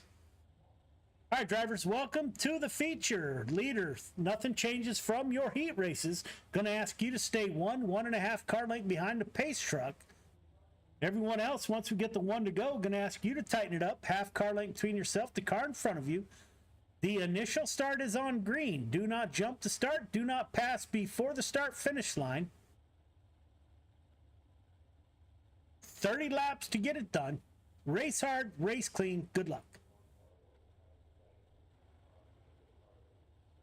Waiting for the other cars to grid. Kind of nervous there for a minute. Didn't see a lot of cars in the field. Looks like the car is filling out well. Caden Berry waiting on the 9 car to show up and the 181 of Jeffrey Kemper. Caden Berry misses the grid in the 12 car.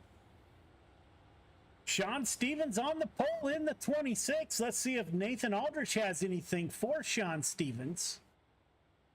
Once we get the one to go, fellas, going to ask you to tighten it up. Leader, keep a steady pace once the pace truck exits as the start is on green.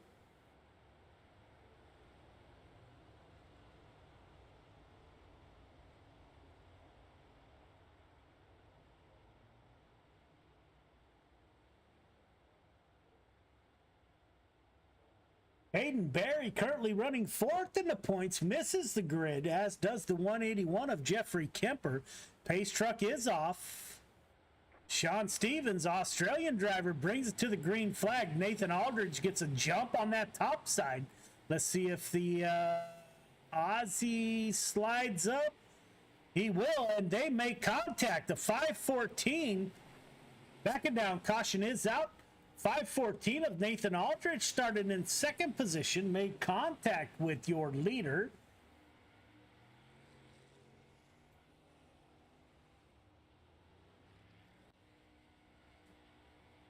All right, fellas, if you're still on your side, please exit. Go to the pits, please. I know you got a tow, but that's what you got to do.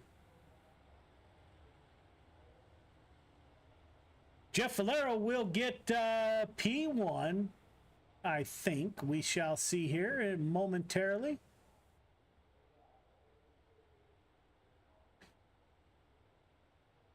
It'll be Nathan Aldrich to the point with Marjulio to his rear. We will have single file restarts.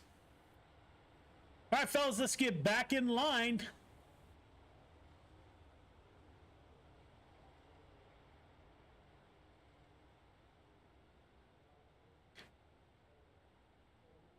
Tighten it up in the back, please. Tighten it up in the back. Tighten it up, tighten it up, tighten it up. Nathan Aldridge will take us to the green flag. 5:14 out front. Anthony Marjulio dives down low. Not a great start for the sprint cars tonight. Marjulio slides up in front of the 15 car. Great battle up front. Nathan Aldridge now. Marjulio slides up in front of the 5:14. Nathan Aldridge with a crossover. We are 3 wide. Marjulio to the point in the 238 car. Anthony Marjulio, back it down. Caution is out.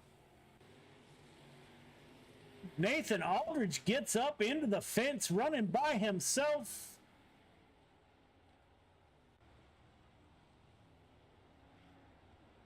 Anthony Marjulio on the point in the 238, trying to make it a 3 in a row podium finish.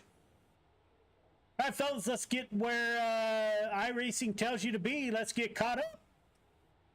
Leader, your restart point's about right where you're at, right there. Everyone else, you're going on the car in front of you.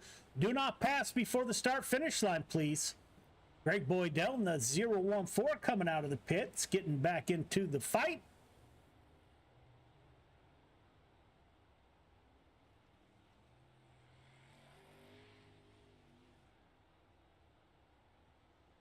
Rough start for the 305s tonight.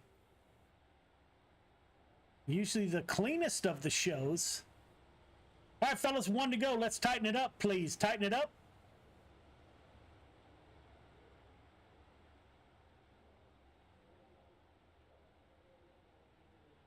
Pace truck is off.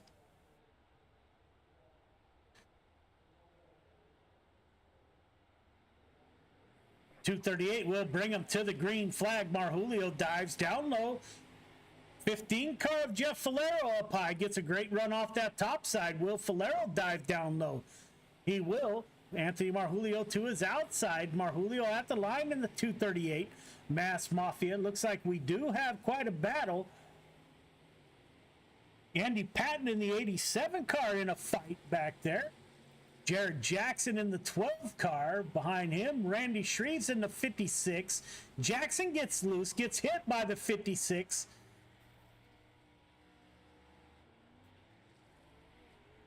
We didn't see a pass for the lead, but Jeff Falero looks like he is now on the point.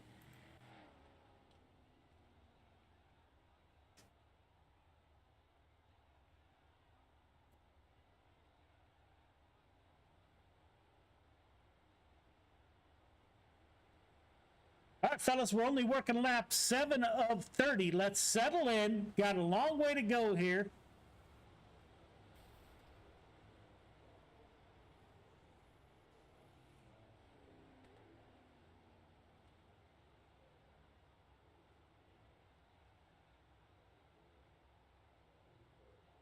Yeah, the 305 sprint cars are struggling tonight.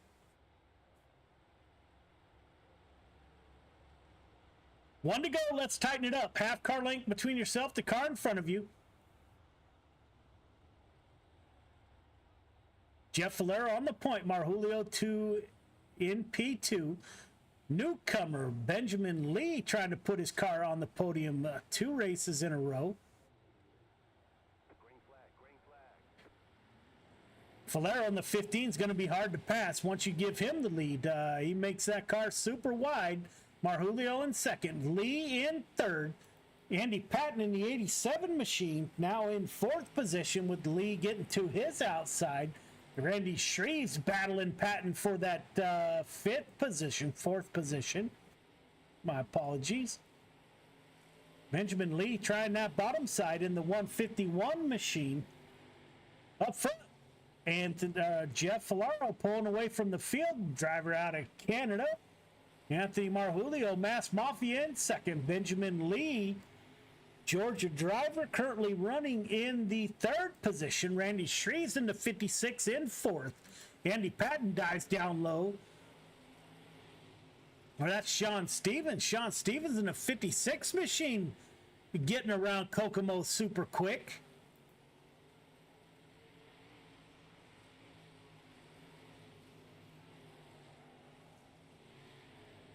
Falero out to over a second gap over Marjulio in the 38 car.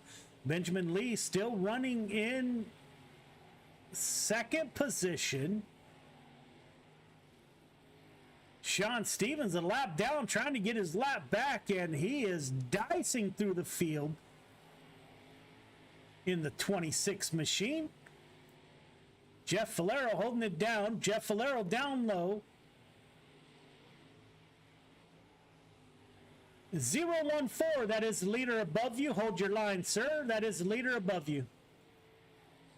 Falero getting away from the field, putting almost a 2-second gap between himself and the 238 of Marjulio. Benjamin Lee in the 151 car, currently running in 3rd position. Shreves in 4th.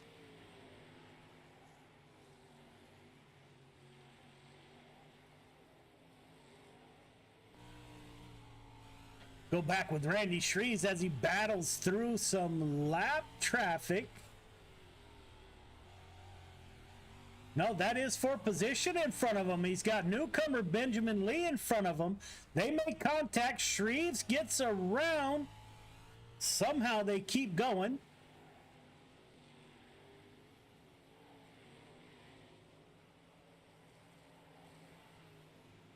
That battle was for the third and final podium finish. Up front, Jeff Falero, you're not missing much. Over almost 3.5 second gap over Anthony Marjulio in the 2:38. Sean Stevens is a lap down. Sean Stevens dicing through the field in the 26 car. Our friends from down under. Let's see if Shreves can gather it back in and go back after. And he will. Shreves on the tail tank.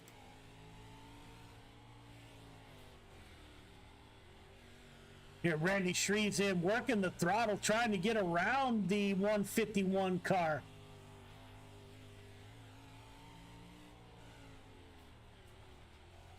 .151 into the wall. Will that give Shreves the spot he needs? No, it won't. Shreves to the back of the 151, working lap 26 of 30. You're not missing much up front. Falero with a 4-second gap over the 238.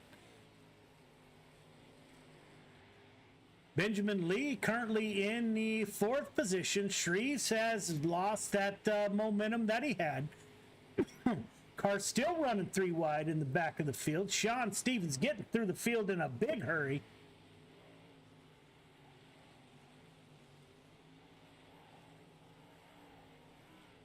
Looks like the battle was for that third and final podium between Lee and Shreves. Shreves now has lost quite a bit of ground. We do have one to go. We are working lap 30 of 30. Falero, Marjulio, and Lee are your top 3.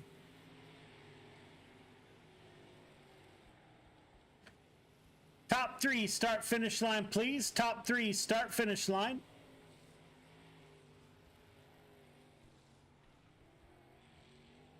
We'll get a quick podium shot here, and then we'll talk to your top 3.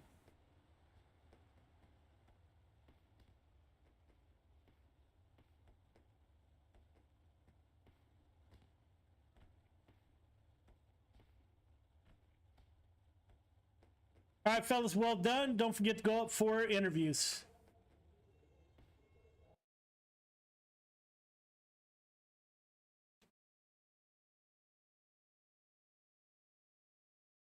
So there you have it. There is your 305 race. A little bit rough, I suppose. Ladies and gentlemen, we'll catch up with the 151 car, being a retired veteran. Great looking ride. Benjamin, this is Joe. No, you don't have me. Benjamin, this is Joe. You got me? Yes, sir. Great run, brother. So that's 2 in a row. So you've been with us for 2 races, right? And you put it on the podium twice, and you've never been on the podium before. So this has got to be a good thing, man. You got to stay with us. How was the track tonight? You were up 4 positions. You and Shreves really battled it out there for a while. How'd the track change, or did it change, and how was your run? Oh, it changed drastically. It got slick up on the top, so I decided to move down to the middle, and it seemed to be where the groove was at, and I felt like I was pulling the 238 in. I just needed about 20 more laps. Yeah, so we're not going to extend it, man. We had too many cautions for that, but great run by you, man. What's the name of your team? Because once you get your SDK updated, we'll know. What's the name of your team? Nightmare Motorsports. Nightmare Motorsports. Welcome to Friday Night Lights. There is a new team on the scene. If Benjamin Lee puts a car on the podium, 2 out of 2 races. You got anybody you'd like to thank for your run, brother? Tea Time Farms and my wife and kids. Right on, man. So we're going to see you next weekend for the rest of the season? Yes, sir. Yes, sir. I'll be here. So we do have probably we got to vote on it whether we have 1 or 2 drop weeks. This is week 4, so there's still a chance, brother, to for a good finish in the points for you. But greatly appreciate you bringing the boys out and running with us, and hopefully we see you next week. Yes, sir. Thank you. All right, man. Have a good weekend. You too. Yes, sir. 238 of Anthony Marvulio and the Masked Mafia puts the 238 back on the podium. Anthony, it's Joe. You got me? All right, man. So I feel like we just need to exchange phone numbers as often as we talk. How was your run? How did the track change? How did everything go for you? Run was good. I mean, I just lacked a little bit here. I was very conservative in the beginning, running the top, just because I know if your night's pretty much done, and I think it kind of showed with the amount of cars that finished on the lead lap that, sometimes risk versus reward doesn't always pay off. But I mean, I feel bad for Sean. I think he had by far the fastest car here tonight, and it's a shame that he got taken out early in the race. I think him and Jeff probably could have really put on a show. But I just kind of settled in and just knew that I didn't have anything for what the fast guys were going to be running. So settled in and just tried to have a consistent night. And I just ran the bottom to stay away from the wall for the most part. Yeah, man, it was kind of weird, right? Because typically when we ran our hosted race early, that was the one that was kind of a lot of caution laps, and then we got better as the night went on, and it was kind of the reverse. The 305 sprint cars, we didn't put a lot of cars in the field, and when we did, there were a lot of cautions. Was it the track? What changed? Yeah, I mean, the track was just real treacherous of being up at the top. It was just real slick on entry and all the way to the center. Coming off, it wasn't too bad. So, like, if you ran like a middle line and then slid all the way up to the top coming out, it wasn't bad. But just entry, it was very treacherous, and you end up getting the right rear on the wall, and that pretty much ends your night there. Yeah, man, I haven't looked at the schedule yet to see where we're at next week, but Kokomo turned out better than I thought it would, although treacherous in a 305 sprint car. It was all in all a great night, and man, I greatly appreciate the Masked Mafia folks coming out. You guys, you don't know how much I appreciate you, but Nightmare Motorsports, Benjamin Lee finishing 2 races, only been with our league for 2 races. Nightmare Motorsports is a new team on the scene, so hopefully we can get a rivalry going between the Masked Mafia, Venom Racing, and Nightmare Motorsports. So, man, I just want you to know we really appreciate you guys coming out and running with us. Yeah, no, I mean, we really enjoy it. I mean, Caden had some type of problem with trying to join the race for the feature. I mean, he made the feature. It just, something was going on with his computer, so he wasn't able to make the show. But I appreciate you having us, Joe, and putting this all on. And yeah, I mean, Nightmare Motorsports, I mean, I hope they're a force to be reckoned with and get some really good stiff competition going in this league as it continues to grow. Yeah, man, that's a lot of fun. All right, brother. You got anybody you'd like to thank? Anybody else? Yeah, just the whole Masked Mafia crew. You, Joe, for putting this on, and my girlfriend for letting me finish out the night this way. And, we'll be here next week. When does your guys' real season start? Our real season starts in May. I mean, right now I could go run down in Pennsylvania, but I'm in the process of trying to buy a house. So trying to spend as little money as possible, but I have some opportunities come within about a month or so to be running some other stuff. You guys race on Fridays, Saturdays, or all weekend, or how does that work? So go to Pennsylvania, we'll be running Saturday nights probably at Hamlin.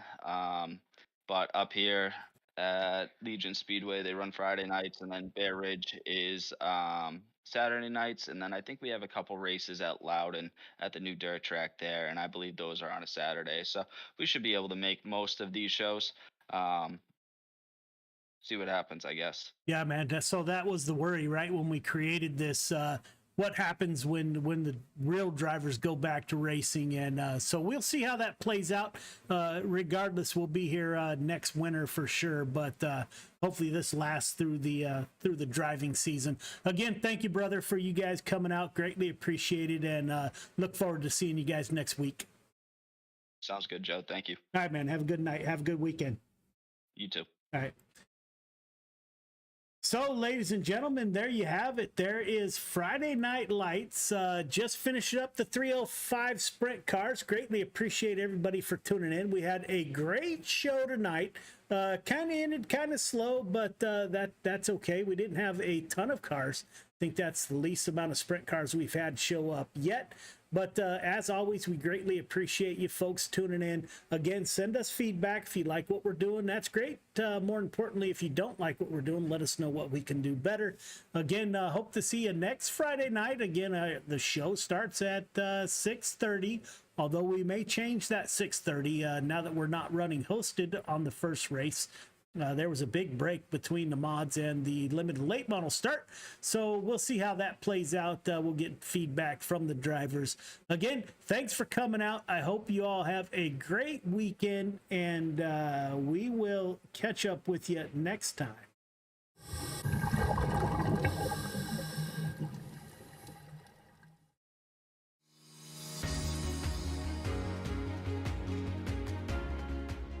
My name's Nick Powers, and I'm the president and lead instructor of Warfighter Scuba. I'm a veteran of the United States Marine Corps from the years 2003 to 2007, with one combat deployment to Haditha, Iraq in 2006. Throughout my time overseas, I experienced a lot of situations that you wouldn't necessarily find yourself in the United States. IEDs, getting shot at, rocket attacks, mortar attacks, you name it, it happened. When I got out of the Marine Corps in 2007, I tried to adjust back to civilian life, and the whole time you're in, you just can't wait to get out. And when you get out, you start to realize, did you make the right decision? 9 times out of 10, most of the guys that get out, they immediately plummet into a depression cycle because you don't have that structure anymore that the military provides you. And this hit me super hard.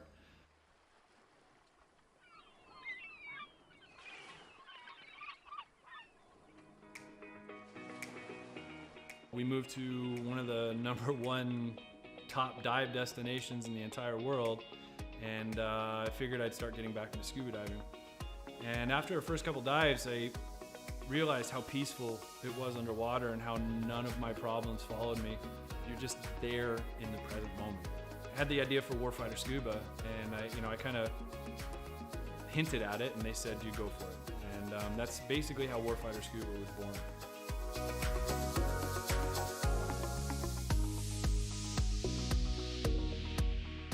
So Warfighter Scuba is a nonprofit. We're a 501c3 nonprofit with the IRS. We bring combat wounded veterans down to the Caribbean to teach them scuba diving to treat their wounds. Whether their wounds are physical or mental, such as PTSD, scuba diving is a extremely therapeutic activity for mental stressors and for physical ailments. Mentally, as soon as you go underwater, your body just reacts. It's not normal. You're not meant to breathe underwater. Automatically puts you into the present moment.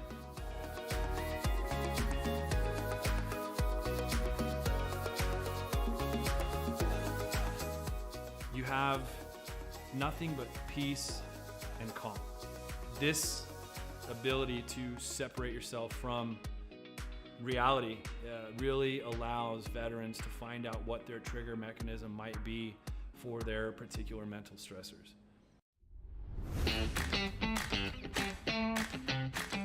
So every veteran who comes through our programs gets a 100% funded trip.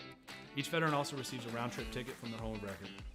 That ticket will bring them straight into Roatan, and their entire week stay, their hotel, their meals, their snacks, everything's paid for. And so that veteran can get an entire week away from reality and completely separate from any kind of problems they might be facing at home. So each veteran receives very private and intimate training sessions when they come down to Roatan. We first start in the pool. We do some confined water skills. We'll then switch out to the open water dives. From that point on, it's not even training anymore. It's just fun. It's learning on a level that I don't think most people have experienced before. We do all the certifications for them that we can in a week at their pace, from open water to full face mask to nitrox. Every trip that we have, whether it's one veteran or 4 veterans at a time, we just have a blast. There's no bad karma We've seen sharks, we've seen turtles. I mean, we've seen 4 eagle rays at once. I mean, just the things that happen when we're in the water together are truly, they're just unbelievable. The dedication that these vets have now to scuba diving and to wanting to come back and to help other veterans experience what they've experienced, it hits me in the heart more than most things have ever hit me in my heart. It's truly an honor to take, you know, these heroes into the water. It's really cool to see the transformation that happens to them, you know, from being, oh my gosh, you know, I don't know if I'm gonna be able to do this. You know, I've gone snorkeling a few times, or, you know, I'm not that good of a swimmer. And the funny thing about scuba is none of that matters. You know, you're completely weightless in the water. You could come down and have zero experience in the water and be one of the better scuba divers out there.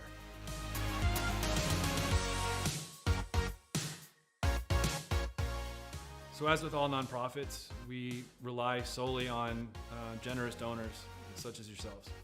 None of these programs could exist without people who are willing to give some of their hard-earned money up to save veterans who might be struggling with everyday life and have that unfortunate thought of suicide. 100% of every dollar that's donated goes directly to the veterans. I personally, myself, I do not take any kind of money. All my time is donated. There's no salary to anybody who's on the board or any staff positions in Warfighter. Donations can be made on our website at www.warfighterscuba.org. And remember, every donation is 100% tax deductible.